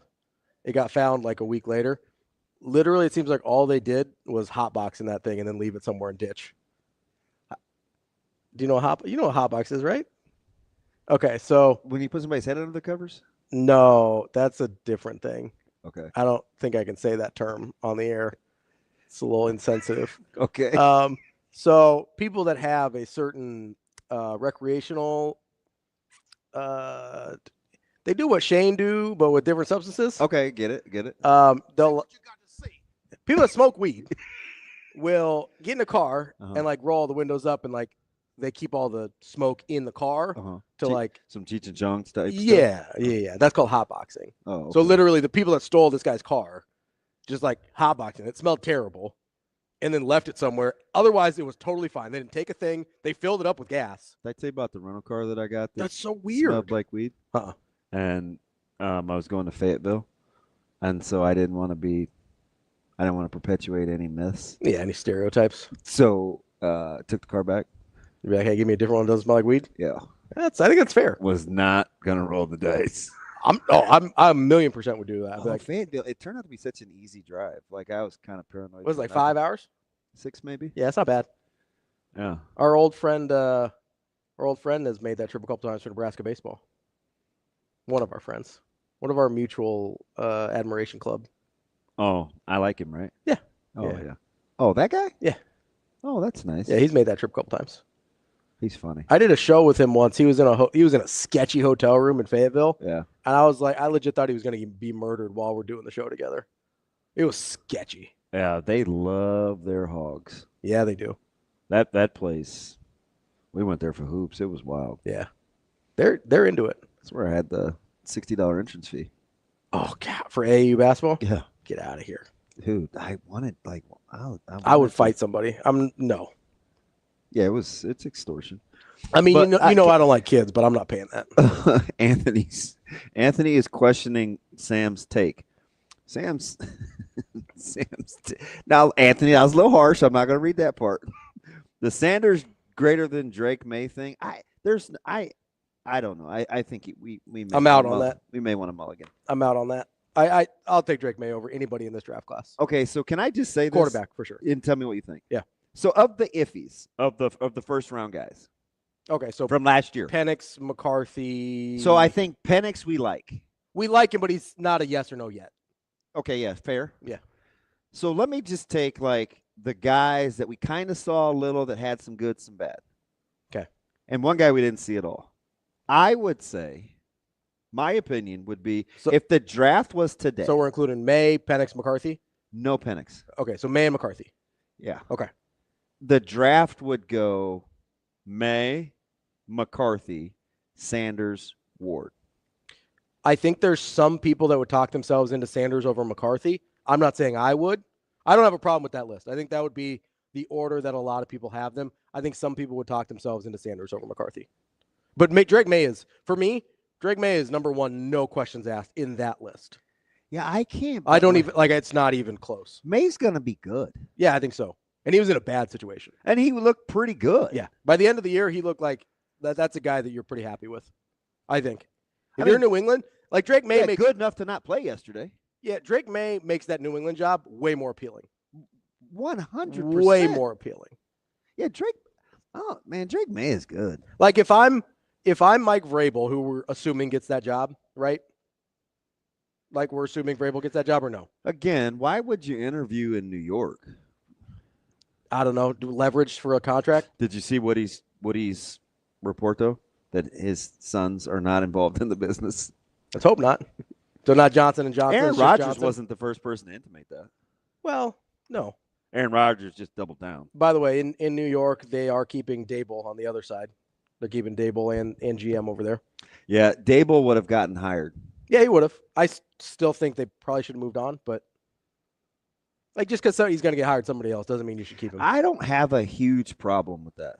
With him getting moved, with him staying? I don't have a huge problem with it, but I think they probably should have moved on. Yeah, but who do you want to hire? I'm not in on Glenn. I'm not in. I probably would have tried to get Ben Johnson if I was. I don't know if he's leaving, but that's what I would have tried to get. I don't think Ben wants to leave. Maybe. I mean, I've talked about this with college coaches a lot. I think you'll start to see in the NFL too. Kingsbury is the coordinator that wants another head job, which is nuts. Why? Because like if you're Kingsbury, you have not been successful as a head coach at all. Well, I mean, he's been plenty successful in the first half of the season. True. If they stopped halfway through the year, he'd be maybe the greatest coach he of could all have time. learned. Maybe. But if I'm a guy in that position, maybe it's because I'm not competitive enough. I don't know. But if I'm like a Ben Johnson or a Cliff Kingsbury, especially if I'm a Kingsbury and I've tried it and it hasn't gone well, and I'm like, hey, this is the thing I'm really good at and really well compensated for, I might just keep doing that thing. Justin says something interesting. I wouldn't fight him over it. What's that? Says he would take Ward over Sanders. I would not argue with you over that, J-Dub. I would not. I think it's probably Sanders. I need to see a little more. I want to see real measurables. Sure. Like I want to. I don't know. Talk to me in March. I'm not totally sure what to do with Ward and the NFL. I'm just not totally sure what it looks like. Yeah. Shador to me is an easier translation. Like Shador looks like he's got an NFL skill set. Like I feel pretty confident about that. Cam Ward makes some incredible plays. I don't think they were running close to like an NFL style offense in Miami. Maybe that's just me. But no, he's got some great insight on Cam Ward. But guys can mature. Yeah. So, and both guys have changed considerably since their last interactions. Yeah. But Coach Holgerson. Yeah. Well, and we'll talk at 9. Ryan Roberts does a lot of draft stuff, so we can ask him these questions. I want to ask him about first-round quarterback grades. Is there one? So a lot of people will have Shador as a real first-round grade. Now, he's going to get overdrafted for sure. I think in most years, like last year, he's not earlier than the 4th off the board, I don't think. That's the best he would have been was 4th off the board. Maybe 5th if you like McCarthy. I liked Penix a lot, obviously. So he'd have been 5th off the board for me. You could have made an argument with me over him or McCarthy. Are you surprised that Goff got off scot-free for the way he played last night? No, because they won. He wasn't good either. No, but they won. Like no, he was what? What do you think? He only had like 6 or 7 incompletions, right? Yeah, but 2 of them were picks. That's kind of the funny thing about Goff is even when he doesn't play well, the numbers end up pretty good. I would probably because he's accurate. Yeah. So the numbers are going to look okay. He typically doesn't turn the ball over. Yeah, so the numbers are going to look okay. Even though he wasn't great. You sit there and you're like, I'd kind of like to see him make more of those throws or he checks down too much sometimes. But we will continue this conversation. Yeah, I got some thoughts. Coming up next year on Hurrdat Sports Radio. We will be back.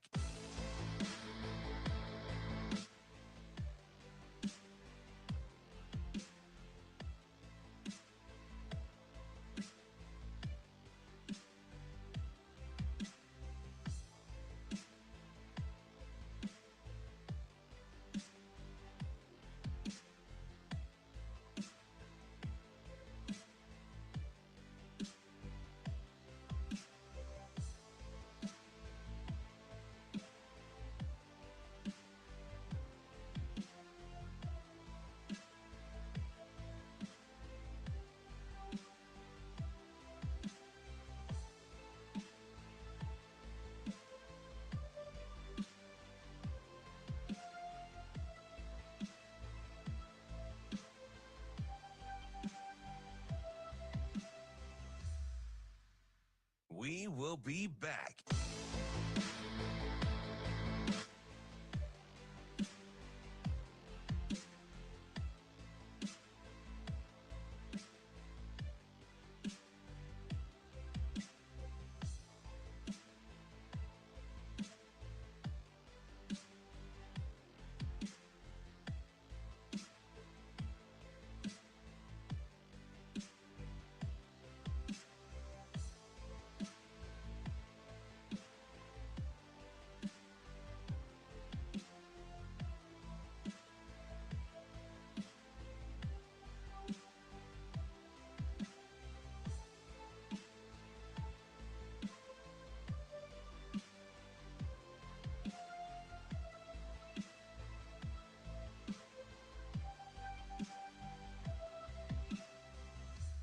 We will be back.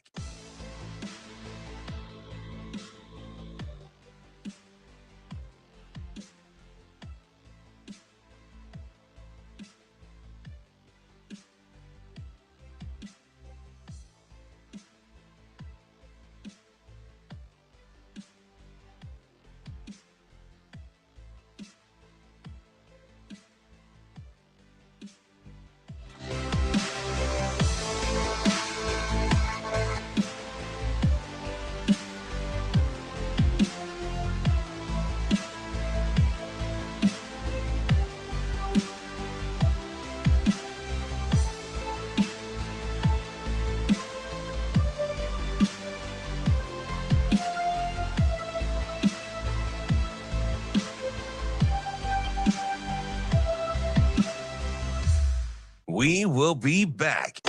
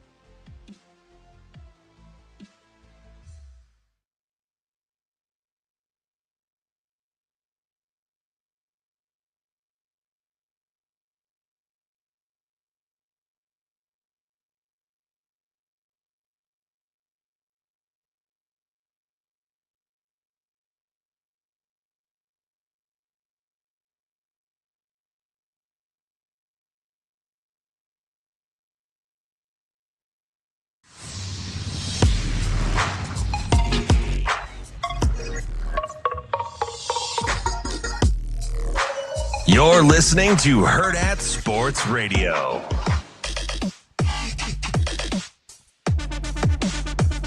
Wrapping up hour number 2 here on Hurrdat Sports Radio, AM 590, ESPN Omaha, ESPN Tri-Cities. That's DB. I'm Ravi. Lulla reminding you to get to supernovas.com to get your tickets for this Friday's opening match against the Atlanta Vibe. They start their season off defending their PVF championship at CHI Health Center Friday, January 10th. Make sure you get to supernovas.com for your tickets. What's up, DB? Nothing. I've found there's just a lot of hot takes now on quarterbacks. Apparently, I like. So we'll stay with it because it appears to be a thing, and I'm shocked. So my guy Husker X's and O's, who I talk with pretty frequently. Yeah, regularly. I don't believe he means this. Okay, let's hear it. He said you could flip a coin on May and Ward in my eyes. But he does think Sanders is a bust waiting to happen. How could you flip a coin on May and Ward? One guy you've actually seen be functional in the league. Yeah. I think people underestimate. I might be crazy. Well, you are, but maybe not about this. I think Drake May is going to be way good. I agree. I think Drake May is really good. Will be really good. We got to I don't know. Maybe it's. I don't think that's a hot take. We can ask Ryan. He's plugged in on draft stuff. So we can ask. It appears to be a hot take. I don't think it is. I think it's Drake May, to me, would easily be the number one quarterback and the number one pick in this year's draft. Dude is pretty. You just got to. Without question. He's pretty good. He is. And he had. Not a great situation. Yeah. Like, to be as good as he was in the situation he's in is really impressive. There were guys that did less with more in recent years, frequently. Like, I think Drake May is really good. I think he's on his way to being really good. And I would take him without a question over any quarterback in the 2025 draft. Now, you want to get to McCarthy versus Sanders or Ward versus Sanders, I can have some discussions there. Now, I'm kind of riding with J-Dub this morning. What J-Dub got? Well, because remember, I told you I wouldn't argue over the Ward-Sanders thing. He likes Ward over Sanders. And he makes an actual yeah, I'm not going to die on that hill. A tangible point. Ward seldom did not show up. He balled all the time. Fair, yeah. I mean, pretty much. And there were times where that defense was terrible. Single-handedly. Keeping him a minute or winning them games. Scrambling and making plays. And some of those comebacks that they had to have in the middle portion of the year where they won those one-score games. 100%. That dude made plays all the time. So I'll ride with that. Ward's a gamer for sure. Like, that dude will go out and make plays when it matters. And then Eric asked me if the Vikings lock up Darnold, do they trade McCarthy? Would I like the Steelers to make up on JJ? Yes, 100%. Yes, but I'm well aware. Like, I know that I like JJ more than most coming out. Here's the thing, though. It doesn't even matter how much you like JJ. I don't think, because if you're in the Steelers position where you're always good enough that you're not going to ever get a really good draft pick, you have to take chances on quote-unquote distressed assets, right? Yeah. That's why the Justin Fields move made sense. Okay, but here's the thing, though. If you're the Vikings, do you franchise Darnold? Probably. I probably need to see it another year. I think you franchise him. Or... Okay, I get the business portion. Yeah. The relationship that KOC has with Darnold, he does not seem like a franchise you kind of guy. Now, that may be above his pay grade with Mensa. Here's the difference, though, with a guy like Darnold, is he's used to having, like, he's now used to having these one-year deals. Right. This isn't Kirk Cousins, where he's going to take it personally that he was franchised. Like, this is a guy who has seen his career flash before his eyes. He understands the one-year deals. I think. But JJ's been in the system, though, for a year now. Yeah, we haven't seen JJ play at all. But we haven't seen him play, but he's learned the playbook. I mean, he's there at all the meetings. He's doing all that kind of stuff. So, I mean, he's ahead of where he would have been at this time last year, obviously. Now, Darnold has played too well just to let him go, though. Like, I don't think that's an option. So, Anthony, he comes back with, and I get this. Now, to me, and this is kind of a hot take, but he's not alone. I saw this a ton the last 4 or 5 days with Drew Aller. Mm-hmm. That if Drew Aller declares for the draft, he'd be the first quarterback off the board. I couldn't disagree more. You take Sanders over him? You're going to all of these guys are going to get overdrafted for what they are, right? Like, we just have to accept that. Drew's not. He's not that guy. So here's my question, though. Probably for a local guy, and maybe this is just sports in general, I think I probably watch him more than... Yeah, you watch a ton of Drew Aller. I'm constantly bringing him up. You're very familiar with his game. Yeah. The 27-5, and what are we missing? The 18-2 last year was a misnomer. I always do that with him just because... If you watch him play versus watching his numbers, it's way different. Well, it's kind of like I was talking with Kobe about Sam Darnold.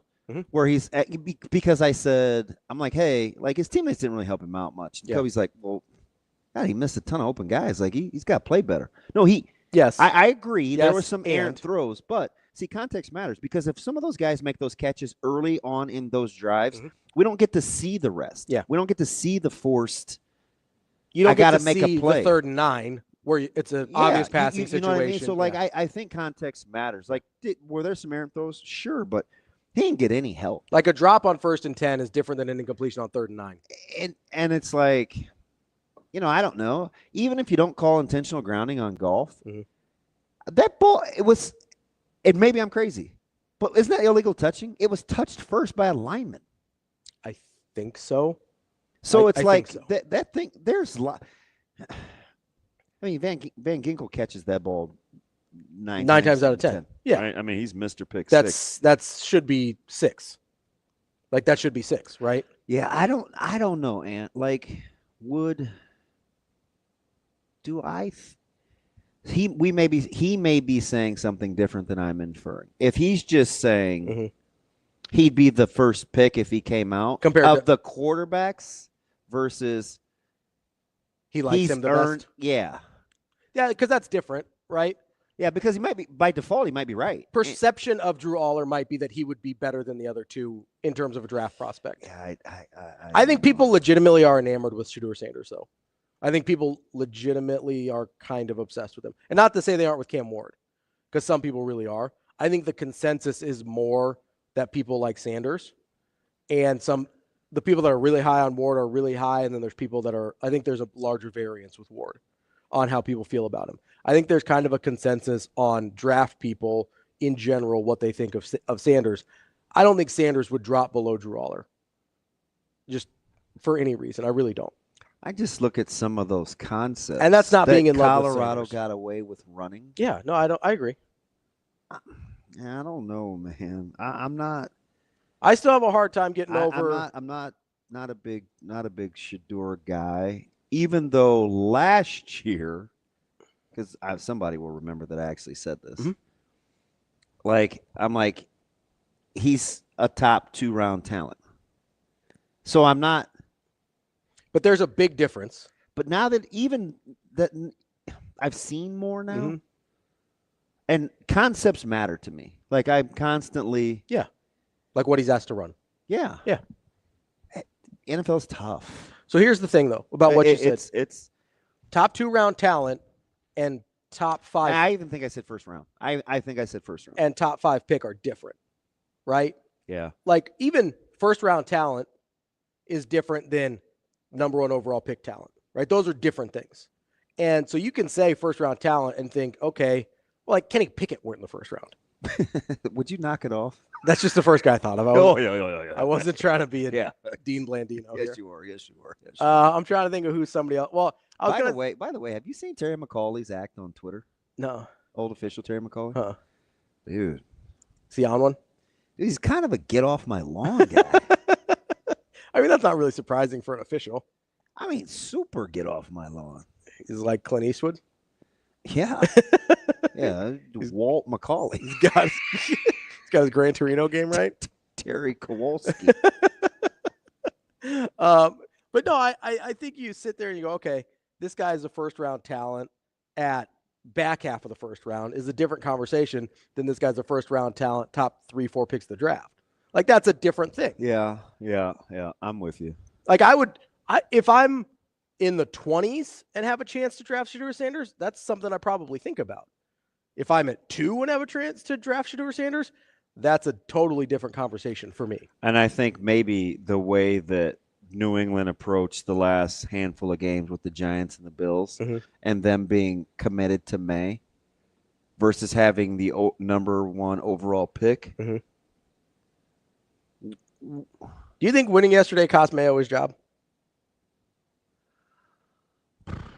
Gosh, I'm the wrong guy to ask because I listen to him all the time. Yeah. That's the reason he. That's why it cost him his job? Yes. Yeah. But they kind of liked him. Allegedly. I know the fan, you have to be careful, right? Because the fans shouldn't control the pace, but it's hard with Vrabel out there for them specifically. And it's hard to say, like, man, do we have what's going to happen at the top of the draft, and is it worth having the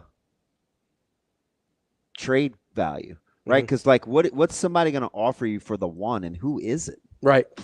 Is there a big difference between 1 and 4? Maybe, but do you get any, what's the value in winning that game, though? Drake May wasn't playing. Nothing. There's nothing. It's not even like, hey, we're going to get good reps for Drake May. You know what I mean? I don't know. Let him tell it was they wanted to see where Milroe was. You feel good about that? I saw enough where I know I would play him ahead of, White from Buffalo. It's because White from Buffalo was a practice squad player yesterday, and he'll be back on the practice squad tomorrow. Ain't nobody trying to start Mike White. White. White? Mike White? Ryan Roberts coming up next, Man Z Sports. We will be back.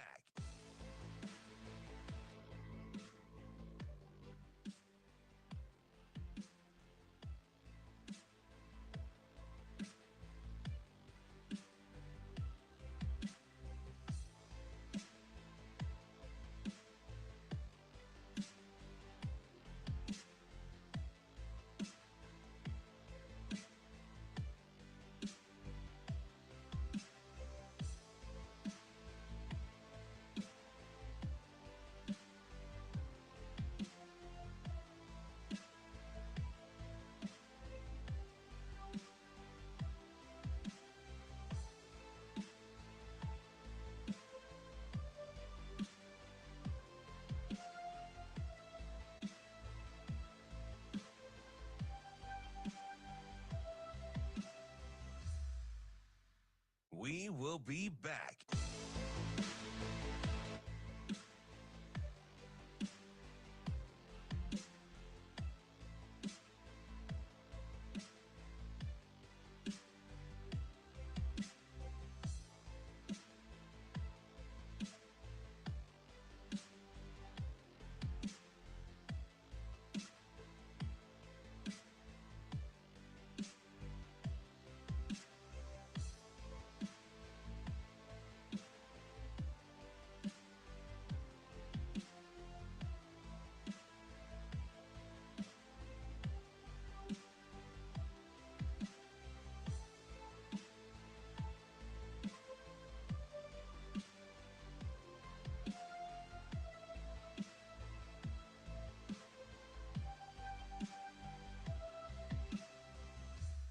We will be back.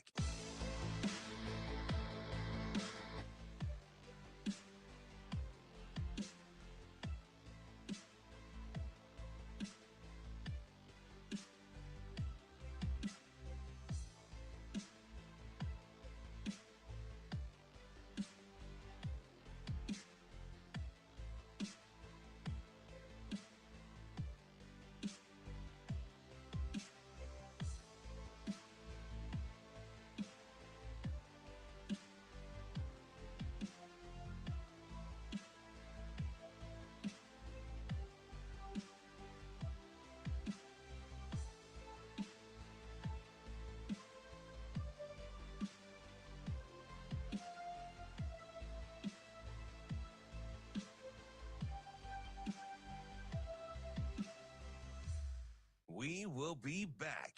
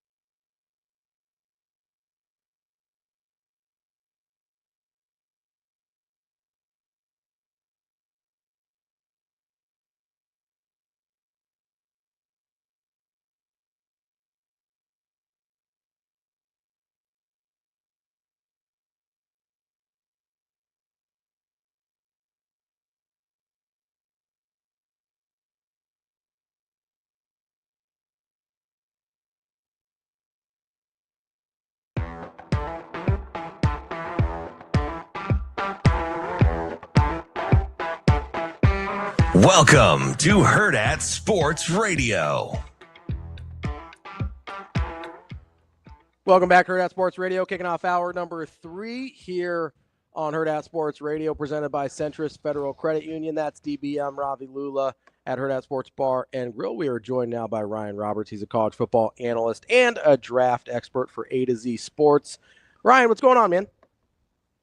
Not much, fellas. A little bit of snow here in Jersey. How's everything over there? Oh, you know what? We missed Snowmageddon. There's this ongoing joke that there's this thing called the Omaha Dome, where there's this corridor where snow misses Omaha but gets everybody else. And that's pretty much the case. There's some places a couple hours away that got buried. And I think we didn't get anything more than dusting. Yeah. 2 hours away, not even. They got almost a foot.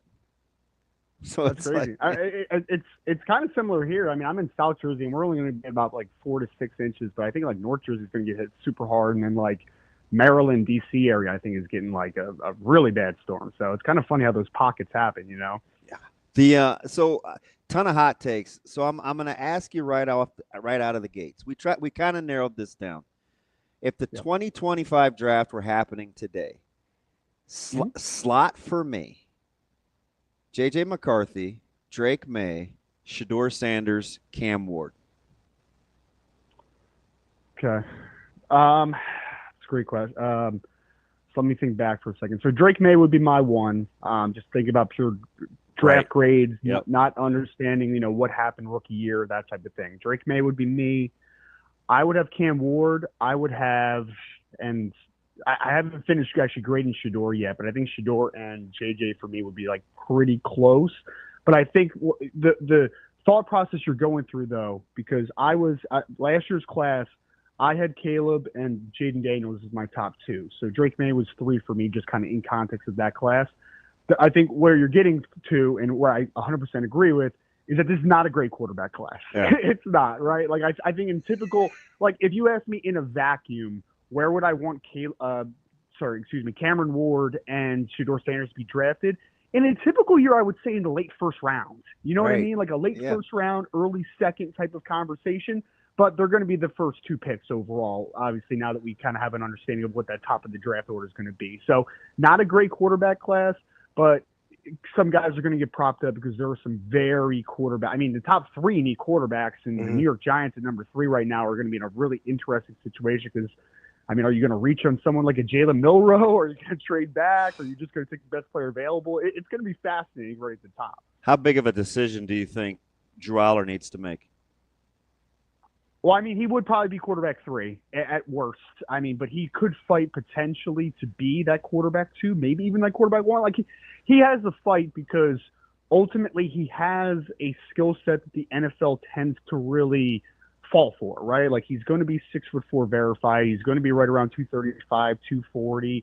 He's going to have probably the strongest arm in the class. He doesn't turn it over. I'll say the numbers are going to be appealing. Yeah, and he's worked in. I know Andy Koltonecki's a little bit more of a, he's got a college-oriented approach. He does a lot of like very interesting things, but like he's also played in a little bit more of like pro-oriented kind of concepts and stuff. Worked off play action under center. So there's gonna be a lot of people that really want to push for Drew, and I completely get it. Now I do think though that Drew would be best served to go back for one more year because you saw the growth from 2023 to 2024. Like, I didn't really like 2023, to be honest. 2024, we didn't either. A lot of great stuff. That's why we like talking to you. Yeah, a lot of great stuff in 2024, though. And if he makes a similar ascension from what he did from 2023 to 2024, from 2024 to 2025, I think he's then a legit top 10 pick, like in a vacuum. Okay. Right now, he would be a top 10 pick because of demands. But if he went back for another year, I think Drew Aller could take another big jump. So, Ryan, I don't know if you've looked at next year's draft class yet, but if you're a guy like Drew Aller and you're looking at, okay, maybe it's best for my development to go back to college for 1 year, but maybe it's best for my draft status to come out this year, because obviously it's a weak class, and you go, okay, if I could be in conversation for QB1 even, or at worst case scenario, I know there's a bunch of desperate teams at the top of the draft outside the top 2. Like, how much do you think that weighs when looking at next year's draft class versus this year's draft class for a guy like Drew Aller? Well, I think it's really important for these players, especially now with the NIL era where they're working with agents a lot earlier than they used to, is you need to make sure that you're getting good information, right, to make those types of decisions. Because for me, like early look at the 2026 class, like Nico from Tennessee is going to be a name a lot of people are talking about, but he's incredibly up and down. Cade Klubnik from Clemson took a nice step, but he's a guy that, again, needs another year. I think when you really look at the 2025, 2026 quarterback classes next to each other, I don't think 2026 is like right now this slam dunk. That quarterback class is going to be way better than 2025. I think there's a lot of question marks. I guess I'm looking more from a perspective of what is the best long term for Drew Allar, right? Because yes, that first contract is great, but everyone wants to get to that second contract, right? Like that's where the huge money ultimately is. And if he goes out to a bad football team a year early where he's not ready and then he falters early, even if he ends up being like a Sam Darnold redemption story in the end, like you lost out on a lot of money on a huge second contract potentially if you weren't mentally or physically ready. So I think when you compare 2025 to 2026, I think you're still comparing the classes in the sense of I think I could be quarterback one in both of them potentially. But if I'm quarterback one in 2026, I'm a year older, I'm a year mature, and he's only a true junior, right? Like it's not like he's going to be a 24, 25-year-old rookie coming out. He's still going to be young. So I think being patient would probably be best for him because I think I want to maximize what those first couple of years look like so that you make sure that you get to that big payday eventually down the road. Ryan, so I wanted to ask you about J.J. McCarthy here because that's a guy that actually could be available this offseason depending on what the Vikings do with Sam Darnold. If you're a team and you need a quarterback in this draft and you're looking like, okay, do I try and trade up to get one of the guys that is probably, is definitely going to get overdrafted in one of the first two guys? Do I try and trade for J.J. McCarthy? Like, where does that kind of tipping point for you where it's like, hey, it makes more sense to go for McCarthy at this point as opposed to one of the quarterbacks in this class? I mean, it all depends on what you're able to get for McCarthy, right? Like if I say, give me a second rounder and I get J.J. McCarthy, then that conversation could possibly happen. If it's a late first round pick, that I'm giving up for him, I think that conversation obviously still happens.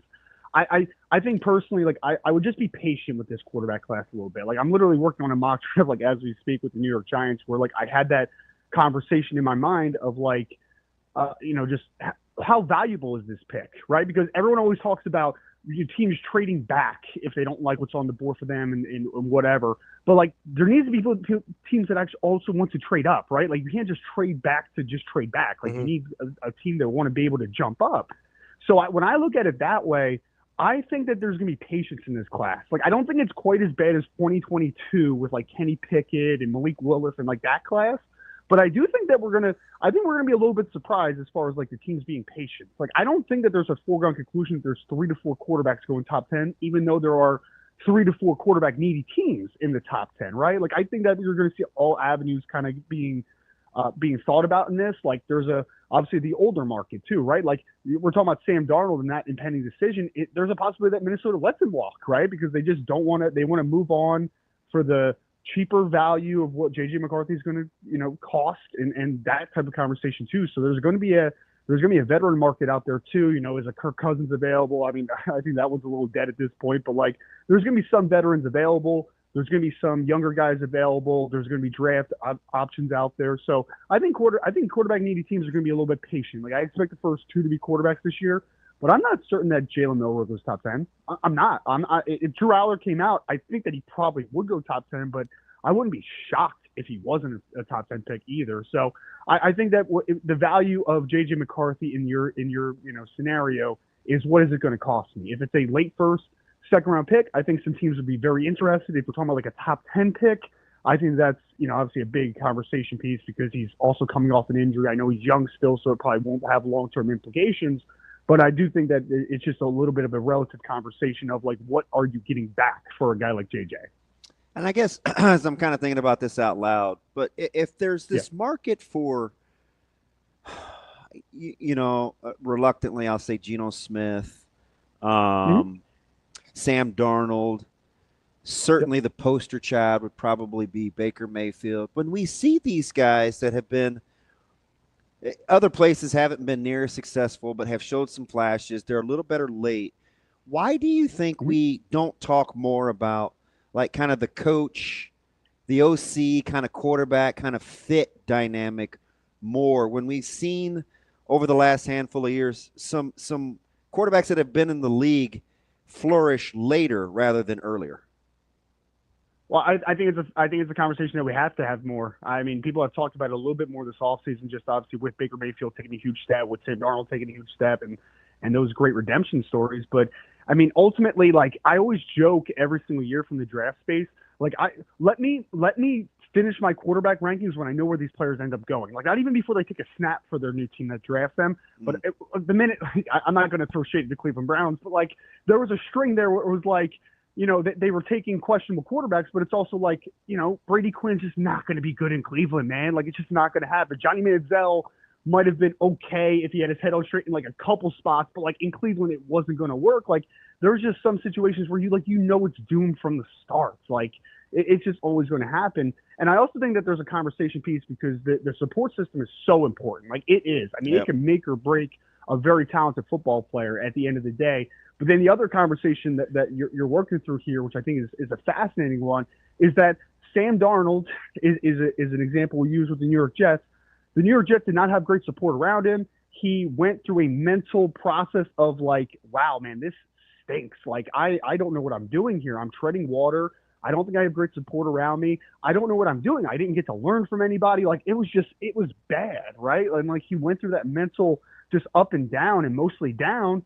But then eventually he got to a situation where like he learned how to be a pro, right? Like, he learned and ultimately down, like when we look at it full scope, that was probably good for Sam Darnold to fail early because now he understands what failure looks like. And I just don't think we're patient enough with the quarterback development process. Like, I would love to know, some quarterbacks, if there was just a little bit more patience early. Like, Bryce Young is going to be a fascinating one for Carolina, right? Like, he failed horribly as a rookie. They failed horribly, even worse, the first few games. But then he gets kind of his mental process broken a little bit, and he's got a young coach in Canales, and maybe that he'll be able to turn it around. But the last few games, he looked like a completely different quarterback. Now, if they let him go through next year, and maybe he starts to continue to trend upward, then maybe we're cooking with something, right? But like that mental process of knowing how to fail and also knowing how to succeed, I think it's very important. And unfortunately, we live in just a world right now of quarterback development where if you don't show, the Pro Bowl upside in the first year or two, you're out of a job when it might have been there. You just weren't patient enough. So there is a general lack of patience with quarterback development. Hopefully we learn from it, though. I mean, I think this is a cyclical thing of like some teams will start to figure out like, hey, that didn't work for like a long time. Like, maybe we need to learn from that and move forward. And I'm hopeful for that because I think there are a lot of quarterbacks and a lot of players in general that don't get the necessary time of development and the support around them that they need. Yeah, this is totally not blowing smoke. It's one of the reasons why I enjoy talking to you because the conversation evolves. I eventually, I promise you, I'm going to get to Campbell and Banks and left tackle. But we keep talking about quarterbacks. I got to ask you something, just listening to this. Yeah. Knowing what you know, and I'll even give you the ability to have hindsight. Going forward tomorrow, would you take C.J. Stroud or Jaden Daniels?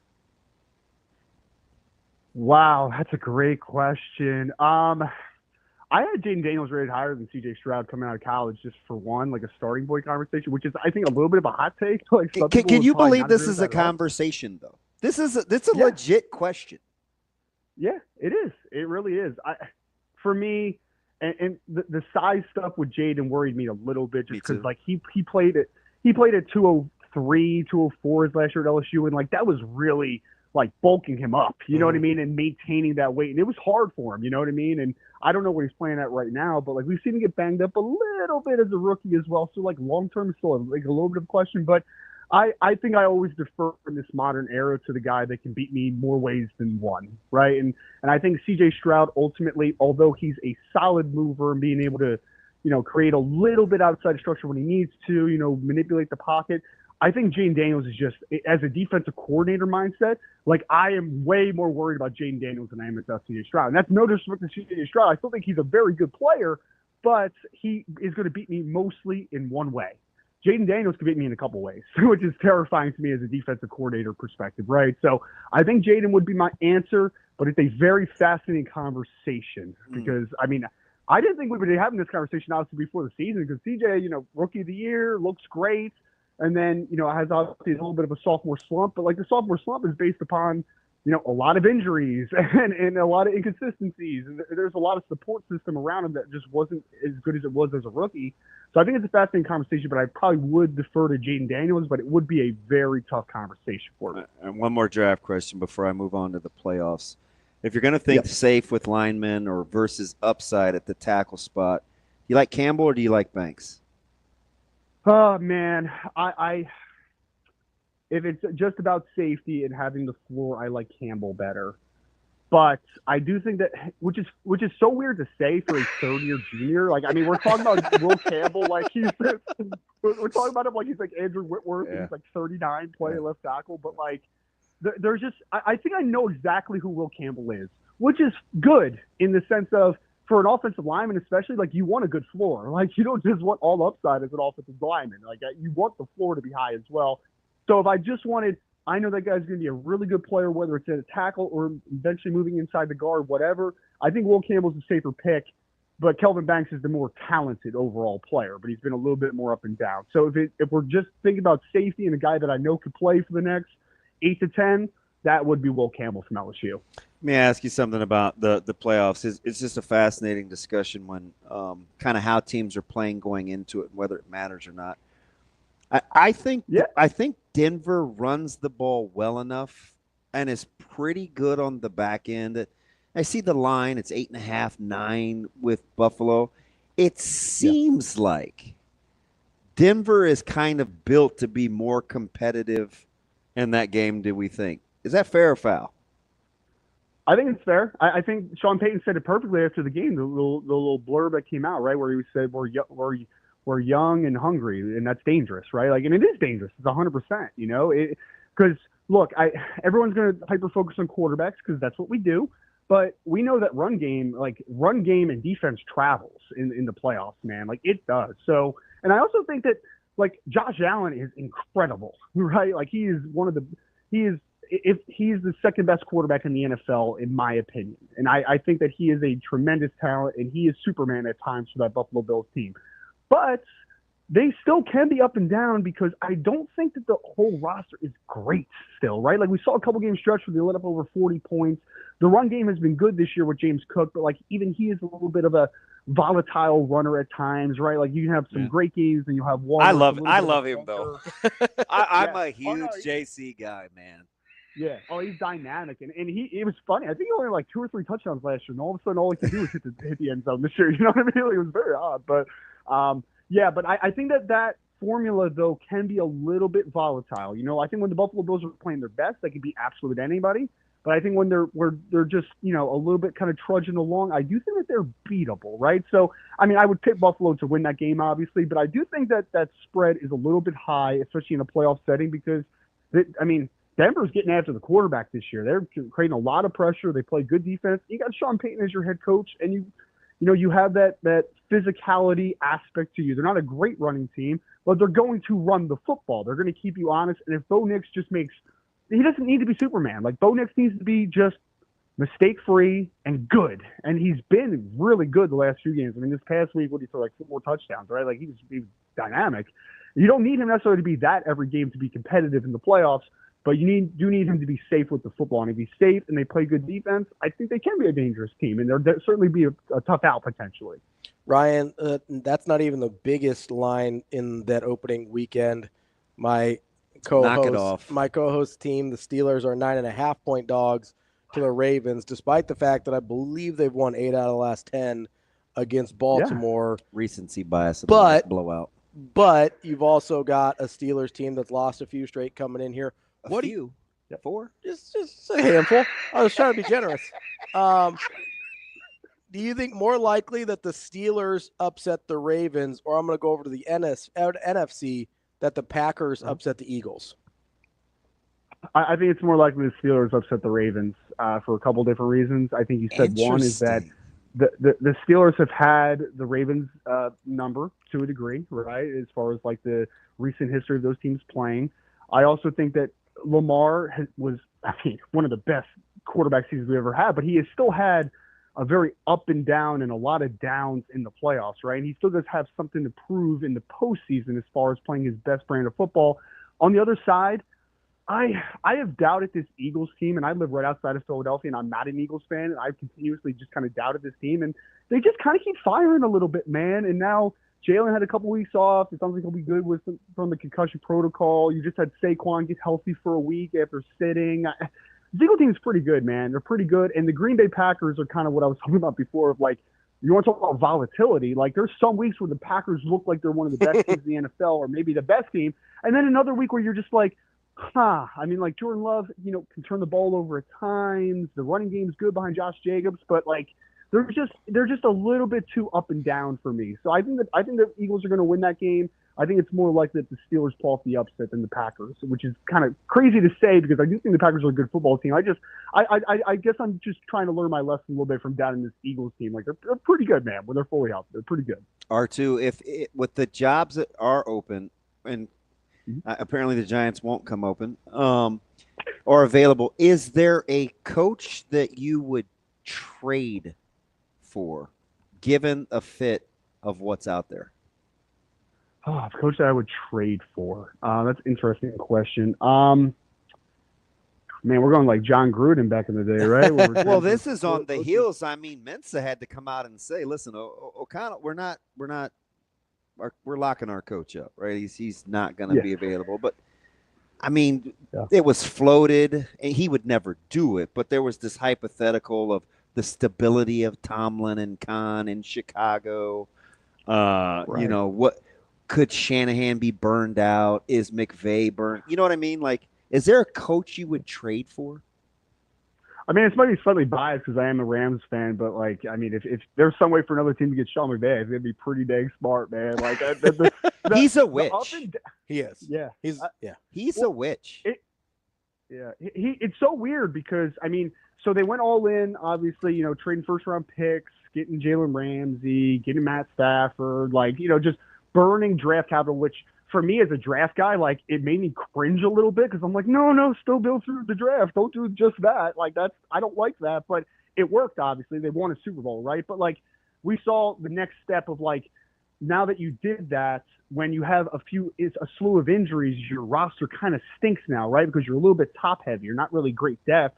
But like the fact that they've been able to recover from that season a couple years ago after the Super Bowl, where like it looked like a complete disaster, and get back on track.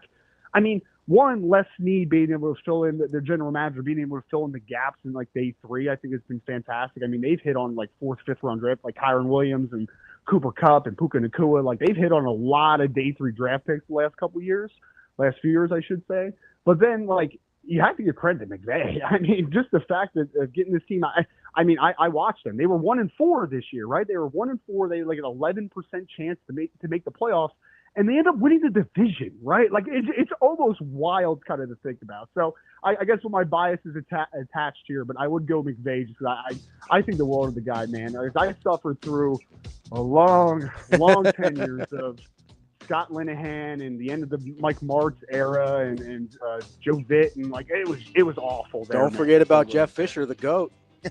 Don't forget about Jeff Fisher. Don't forget about Steve Spagnuolo as a head coach. Like, it was bad, man. It was really bad. So, shout out to McVay because he has turned the tide, to say the least. So for like 12 years, the Rams were the worst team in the NFL, arguably. Like, their record was terrible. They were like 40-something and like 113 or something like that. They were awful.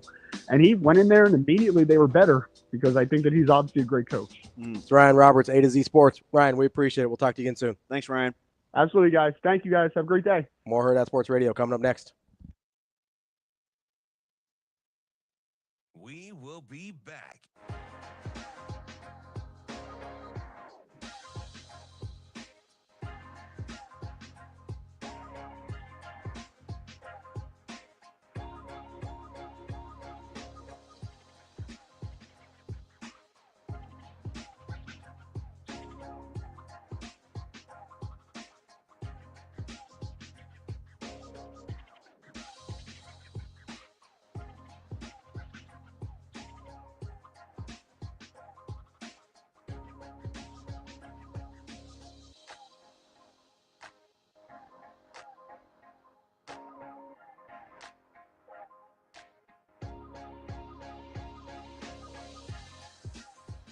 We will be back.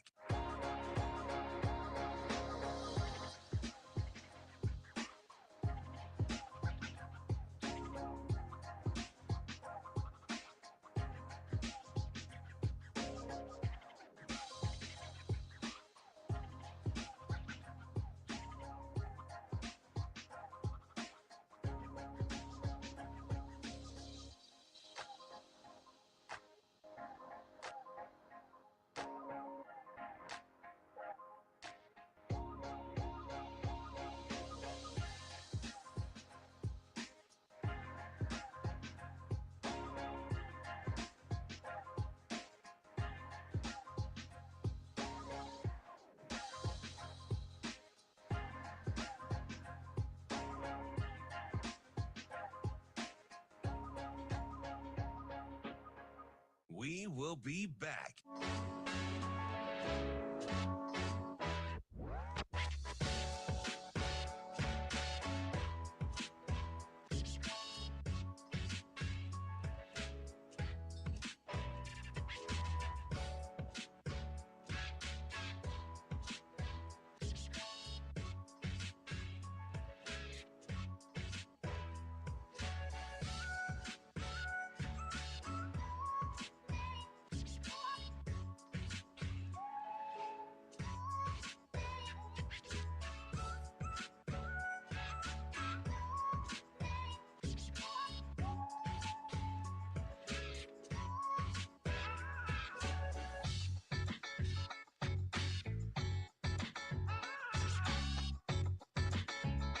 We will be back.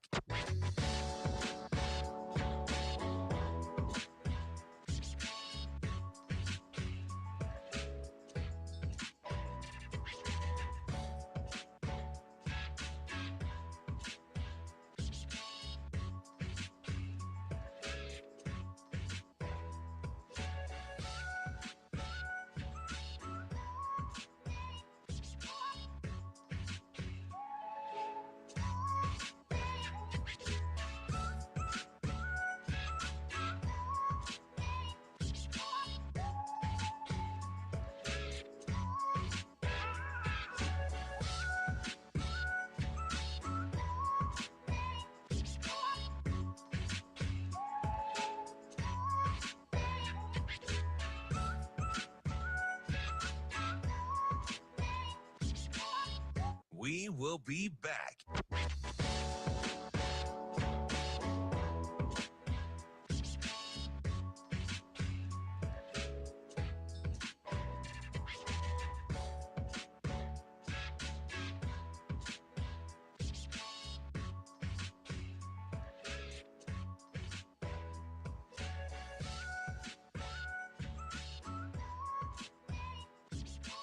We will be back.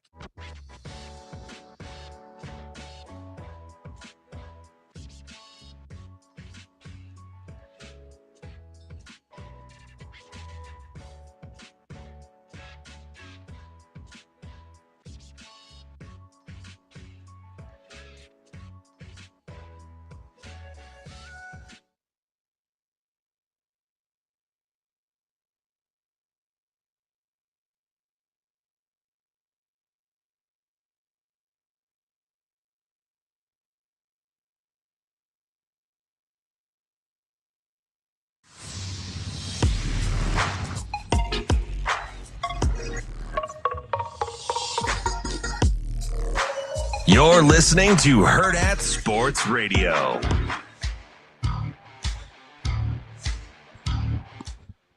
Welcome back, Hurrdat Sports Radio, AM 590, ESPN Omaha, ESPN Tri-Cities, KFOR, and Lincoln. That's DB. I'm Ravi, Lulla here on the Pillar Exterior stage. It is time for Bet On It, brought to you by Warhorse Sportsbook, the best place in Nebraska to place your sports bets. Make sure you get to warhorse.com for a full list of promotions, details, and house rules. D. Bizzle, what's up? What are you waving at people for? My man QB Ace. He knows better. What does he know better? He said the Bills at -8.5 is the biggest lock of the weekend. Bills win 38-13. Ooh. I'm telling you. And I'm telling you. Is there a I'm kind of. Was it weird that I wanted to go out and give Bill a hug? Do you think he would be like, what a wackadoodle? No, I like seeing Bill around. But I don't know if he's like. I don't know if he's a hugger. I'm not, but I was gonna hug. You Bill. are too. It depends. You're right. It depends. Yeah. Very, very. I'm all in or all out. Yeah. That the people you're all in on though, like yep. you want to 100%. You're gonna dap them up. That's true. That's a real thing. 8.5, really, QB Ace? Are you sure? I don't know. I think honestly that helmet in his Avi. I don't even recognize. People sleep on those black helmets with that red block in. Oh, those are nice. Those were. I like those. Kind of like Detroit's. I was just gonna say that. Yeah, those Detroit ones with that like bright blue popping on there. Those were off the chain. I love and in those. a sleepy, in case you missed it. I love those. How about my former organization, the Panthers, bringing back the silver pants and white top? It's a good look. Bro, they hadn't worn those since '98. That's back in the day. Back in the day. That's back in your day. Look, those are so fire. Yeah, yeah. I've always liked the Panthers kind of get up. Like those are good colors. Yeah, me too. Black and baby blue are really good together. Yeah. I don't know if it's technically a baby blue or electric blue, whatever they call it. I used to have I think Caleb jacked it. He took like my security card. Yeah. My mini helmet. But I used to have a lot of Panthers gear. Yeah, yeah. And their mini helmet was so sweet because of the Jaguar. I just saw Peterson on they the came TV. in the same year. The Panther Mm-hmm. was so sweet. I'm a big Black Lions helmets guy. Like those are incredible. I like similar color scheme to what we're talking about with the Panthers. And speaking of which, of why we're on this Bet on It segment, did you see the stat yesterday, my friend, where teams that needed to clinch or that had something to actually play for versus not, you should have been fading yesterday. So Evan Abrams on Twitter said, eliminated teams facing a team who needed to win to get into the playoffs went 3-0 ATS. Yeah. I mean, speaking of Panthers. Yeah. But so, and I'm sure, like, would you want to know if you're the team playing how your contingency team was doing? No, I don't think so. Like, how quickly do you think the Dolphins' spirit sank once the Broncos were like boat racing KC 2 seconds in? Well, we know how fast Tyreek Hill's spirit sank. Dude, I can't believe that. Can't you went you? out? Can't you believe that? You're not. I'm not. Listen, I'm not a Tyreek guy. I'm not a cheetah guy either. I'm not. And I mean, is it surprising you that he's a guy that kind of thinks like that? No. McDaniels basically as much as said as he found out what the score was, and Cheetah intimated it too. And he found out what the score was, and he's like, yeah, I'm out. Yeah, and I'm a big I think McDaniels is a stud. I like McDaniels a lot. That's a guy where like I would try and trade for. I would try and trade for. Were you that surprised coach. that Ryan didn't say Reed? I don't know if he was just thinking about it. Because I was kind of thinking about guys that I actually could maybe get. Right? I don't think I can get Andy Reid. Like, I don't think there's anything I can send to the Chiefs where they'll be like, yeah, you can have Andy Reid. Well, I mean, it was kind of said that he could pick his successor, and it won't be Reid that picks it. It'll be Mahomes. Yeah, 100%. Yeah, without a doubt. And as long as the Chiefs brass is still intact, it'll be fine. The way that they manipulate, it'll be fine. That front office is incredible. Sensational. Patrick Mahomes, like, we forget that Peyton Manning made Jim Caldwell look like a functional NFL coach for a long time. Hey, easy on the brother. You want me to say something nice about Omar Khan? I like Omar Khan, too. Do you want to say something nice about, like, Romeo Crennel, too? Or what are we doing here? Oh, wow. What are we doing here? No. Okay. So Peyton Manning made Jim Caldwell look like a functional head coach for a while. Yeah. Like, Patrick Mahomes. Why you picked the brother? Because it was with Peyton Manning. Well, you could have picked Mora. Just coincidental.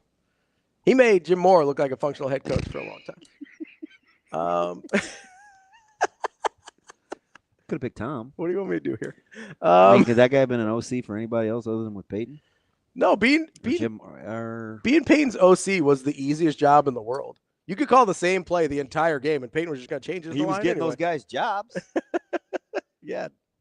I don't know how, this is one of the things that infuriates me about the NFL is how you can sit there and know for a fact that Peyton Manning is running that offense and being like, yeah, we want the Colts OC because they score a lot. Full disclosure, do you know I caught myself trying to read Aaron Rodgers' lips in the because it turned into the Aaron Rodgers send-off game. Yeah, it's because nobody wants him. And so I'm like, that's why I got into the hugging and this, that, and the other, which, by the way, my man Dookie Clint had the greatest line. He said his wife is his cheese. So Dookie Clint is the turd. and his wife Sarah is makes it all the good. thing that makes it bearable. Yes. That's fair. But it's just thought that was funny. I mean, because you know their relationship, right? So I could totally hear him saying that. And she's like the nicest person in America. But it's like I'm watching this game, and he's kind of balling, and I wanted Breece Hall to go off, and so I'm in the they're in the huddle. He's calling plays, and I'm like, I bet he's just doing his own thing. No, Aaron? Oh yeah, 100%. So that it's dude like, doesn't give a rip. And he was getting guys hired, and infamously got some guys fired too. Shouldn't have been fired. But preceding or the coach after him said, "This guy's an awful head coach." But I'm not here to talk about Denver. There's some guys got fired too. Yeah, their uniforms. Denver. Oh my God. Which ones? Yesterday, did you see those? Yeah. All I could think of is like Tommy Lilly. In Mecklenburg. Yeah, Carl Mecklenburg. I think it was Tommy Lilly. I don't remember. Shane, what was Lilly that wore 22 that used to deal your Raiders fits? It was Tom. I don't know. That was Tom Jackson. He was there too. I was a big Steve Atwater guy. I was not Atwater. I was not a TJ guy. Big Steve Atwater guy? No. I didn't like those kind of safeties that just like brought the thunder but weren't really good at anything else. Yeah. That's fair. I mean, the game's changed too. Those guys can't play. Like a Ronnie Lott. No, although Lott was a corner at one point. Yeah. So he was different. He could cover still. Yeah, he was different. But that's what he ended up being. Yeah. I thought late career Lott. He was a different. Was different. He was a lot different. You know what I mean? Peyton Manning was the only reason Adam Gase got a gig. I'll never. That's true. I'll never forget that Adam Gase. The press conference in the Jets. Yeah. The crazy eyes. Yeah. I would have fired him on the spot. I'd be like, nope, you're not representing us. So the Jets went OC, DC. Now they're going to go back to just stuff. No, yesterday Woody's great. They're going to hire Aaron Rodgers as head coach. They're going to hire a head coach with experience. Cool. Well, they tried it. Good talk, Woody. Who are you going to get? Who's out there? Rex Ryan, man. Okay, sure. How well does that go ever? Bringing a guy back from the dead a decade after he's last coach in the NFL. How often does that go? Hey, Shane, your Raiders have done it a couple times. How well does that go? No, you're exactly right. The super retreads? The guys that have been retired for a decade or doing TV for a decade. I know. Like, when has that ever worked in the NFL? Yeah. No, I don't have an answer for you because I don't think it's happened. Certainly not recently. So I don't know what act. They're not going to get an active head coach. Nobody's taking that job that has a job already. Out of your mind. So why was Jerry so non-committal on McCarthy? Because Jerry's always non-committal. But he gave him some praise. Dude, that's what he does. You know what he's trying to do is he's putting out his feelers to see if he gets anybody he likes better. And McCarthy doesn't have the stones to be like, hey, make a decision. Let's go. Hey, DJ's got a response for you there on the screen. DJ, what DJ say? That's Yo, probably DJ, it's your birthday? It's probably pretty good. Oh, Dick Vermeil. He's the one guy that had a long layoff and came back good. Yeah. DJ comes with some timely ones, don't he? He does. That's a good one. That's a good That's pull. a good one. He is the exception that proves the rule. Yeah. Well, McKay had a layoff. Outside Dick Vermeil, who's been good? If they hire, here's what I'm betting on. If the Jets hire Rex Ryan, they're going to be the exact same franchise they've always been. Hey, new year, new start. You ready? Yeah, what's up? You want to lock one up? Lock one in. And you know I'm all over them because I watch them. Yeah. With their alleged 2 top 10 draft picks. Who's that? Rutgers. Catching 1.5 at home to Wisconsin. Yeah? Yes. Piscataway, the House of Horrors. You know what I'm taking? Lock up Rutgers. Give me SDSU plus 3.5 to win the FCS National Championship, baby. NDSU? SDSU. NDSU. NDSU. Yes. All right. North Dakota one State. Rutgers, one Bison. Bison. They're back on top. Let's go.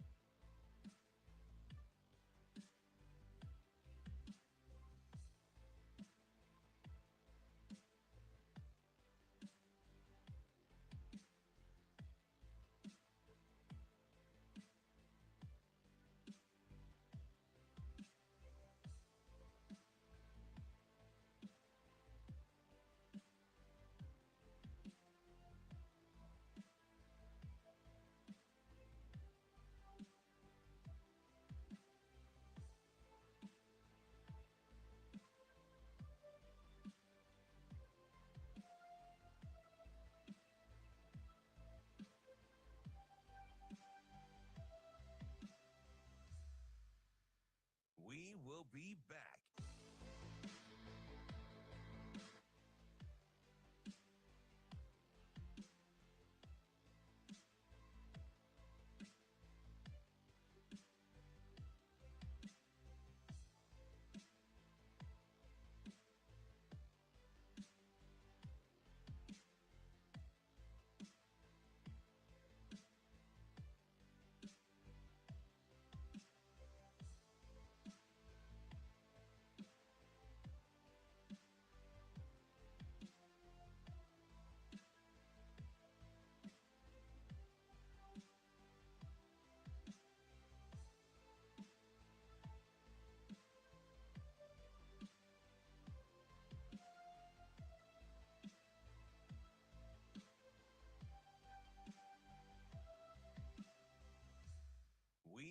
be back.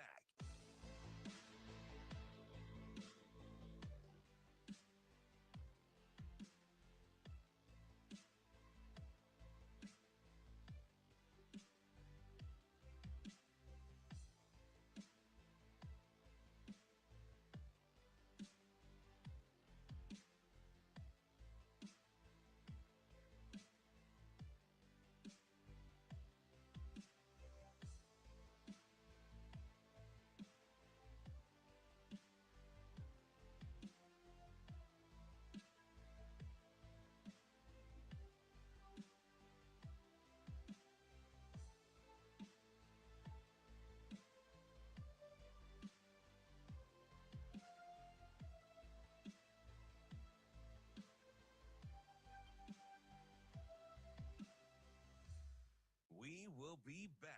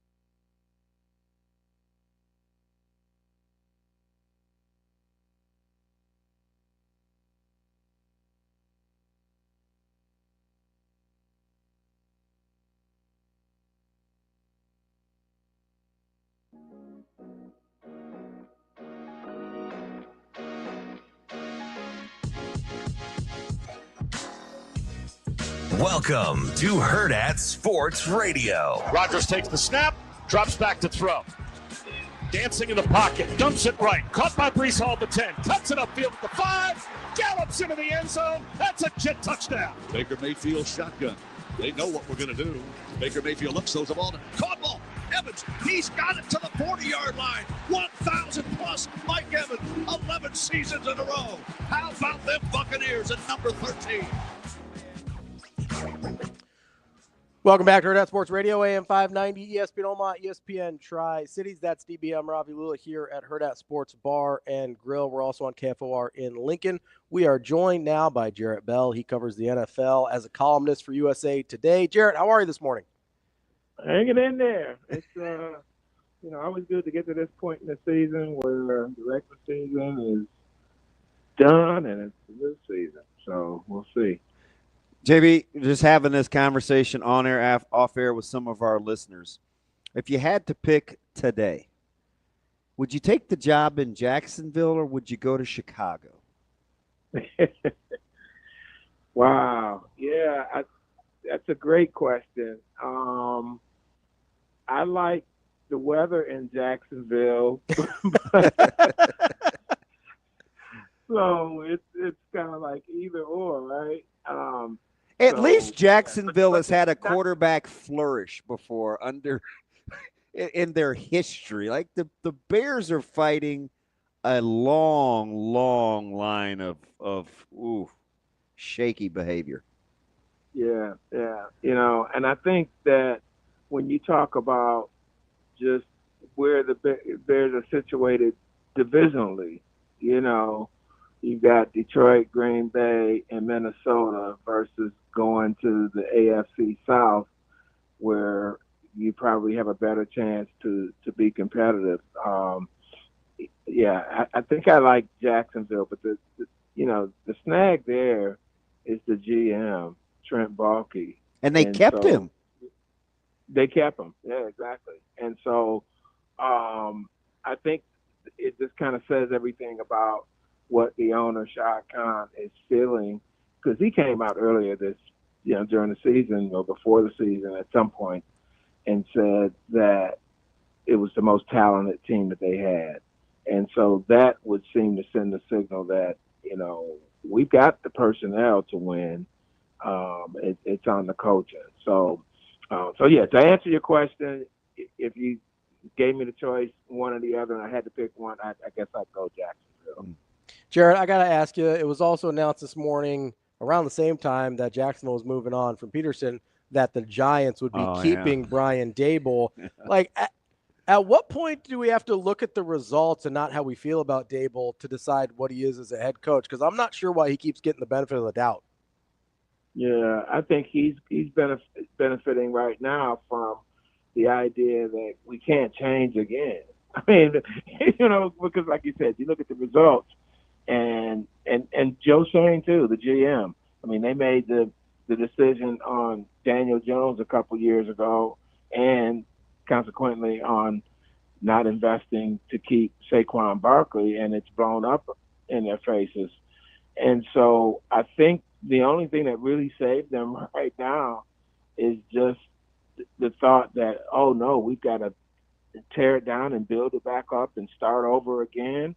And it's almost like the Giants would rather suffer a little bit longer, and their fans are going to have to suffer right along with them, because we probably will be back in this situation a year from now, if not sooner, saying, okay, what are they going to do now? Because, continuity works in a lot of situations, but it doesn't always work. And I think that's probably one of my takeaways from what's happened with the Giants, with Indianapolis, and with Miami. And those are three different situations, right? I feel much better about sticking with it if I'm the Dolphins with a quarterback in Tua and a GM and a coach who have had some success versus the Giants. And then Indianapolis is kind of in the middle of it because it's gone sideways for them too. Jarrett, I always like to kind of ask questions to glean perspective based on what the narratives are out there. So one guy's 26, one guy's 27. You're afforded the luxury of knowing what they've done in their NFL careers. You're starting tomorrow. All right, JB? Are you taking Jordan Love or are you taking Kyler Murray? Ooh, I like Jordan Love. I really do. And Kyler Murray is a dynamic player who can do a lot of wonderful things as well. But Jordan Love just, I was at that playoff game last year in Dallas. He gets a lot of benefit because of that. Yeah, he does. But, you think about kind of his whole trajectory with the Packers and sitting behind Aaron Rodgers and then assuming the job. And, look how many games. They're in the playoffs. So, I think if I had to pick one, I'd go Jordan Love. Their numbers are almost identical this year. And we talk about one guy, and they're the same age, but we talk about one guy like, oh, my goodness, this, and then fill in the blank. And then the other guy, it's like, oh, yeah, he's good little dynamic guy. You know what I mean? Like we talk about like they're these vastly different people, and they're not. Yeah, well, but they're different guys in terms of what they give you at quarterback. Jordan Love is mobile, but nobody's mobile like Kyler Murray except for Lamar Jackson and Josh Allen, a bigger version of all that in terms of what can be done with the feet. But Kyler Murray was the first pick in the draft, and so he's got a career 92 rating, and we never talk about it. We it's like it's just odd, right? It's interesting to me how we view quarterback play. JB, if they flipped franchises, do you think they'd have the opposite number of wins? That's a great point because the Packers have a much more established package around Jordan Love, and that's overall team deal too. Maybe the results will be different, but okay, let's go with the reality though. Kyler Murray was the top pick in the draft, and you're nowhere near being a major player in terms of the playoff picture. AFC is obviously loaded, so let's talk like a potential, let's say, dark horse. They're in the same division. The Chargers or the Broncos? The Broncos defense has been just, incredible. I'd say the last 3 weeks, but yeah. And well, but they're a big play defense, and you look at how Bo Nix has developed over the course of the year. He's just got that, that knack for making stuff happen. Not to say that Justin Herbert can't, because we know that. But the thing with the Broncos quarterback is he's a rookie, so it's kind of like all new stuff. But the dark horse, one versus the other, man, that's a good one. But like I said, I think Denver's defense kind of gives you a little bit more to say. But shoot, they got to go to Buffalo. So dark horse this week, Chargers. It's good that the Texans appear to be an afterthought after being the darling at this point a year ago. Yeah, and then they just had such stuff to deal with them in terms of the best laid plan for their wide receiver core. So I think that kind of takes the steam out of it a little bit. And then C.J. Stroud has been decent, but a year ago we were like, wow, he should have been the first pick in the draft. And you can still make that point too, even though Bryce Young had his best game ever in the NFL anyway yesterday. So they may be flying under the radar a little bit, but I'm not. If I'm one of these teams that is in the playoffs, I think I'd rather take my chances of winning at Houston than at Buffalo. Jarrett, if you would take the couple of teams that had really good regular seasons in the Ravens and the Vikings, who would you rather be this week? Playing the Steelers, a team that they've struggled against recently, losing 8 out of the last 10, or would you rather be playing the Rams, where I like the Rams? I kind of do too. That the Rams feel a little scary to me, and they've got that home game. Which of those two teams would you rather be? The Vikings playing the Rams or the Ravens playing the Steelers? Good one. Yeah. I think my gut instinct says I'd rather be the Ravens playing the Steelers, because the Steelers have been so bad over the past month, and their offense is just not what it was when it was flowing 6 weeks ago or whatever it was. So I'll say that. And you're at home, and being at home is just what you play for, and it might be your last game at home too. So, I think I'd rather be the Ravens, because the Ravens definitely have peaked at the right time. Okay, so you look at kind of how their season has progressed. They started 0-2. Remember that? Yeah. In the first week or two, they didn't give the ball to Derrick Henry and all of that. So they have really just kind of, like I said, built progressively to get to this point, and they've got a lot of momentum going. So I think I'd rather be Baltimore than I would be than the Vikings right now. It's a fantastic point. That's Jarrett Bell. He covers NFL for USA Today. Jarrett, we appreciate the time. We'll talk to you again soon. Always the man, JB. Thank you. All right. Appreciate you guys having me. Take care. That's all for today. We'll be back tomorrow with more Hurrdat Sports Radio.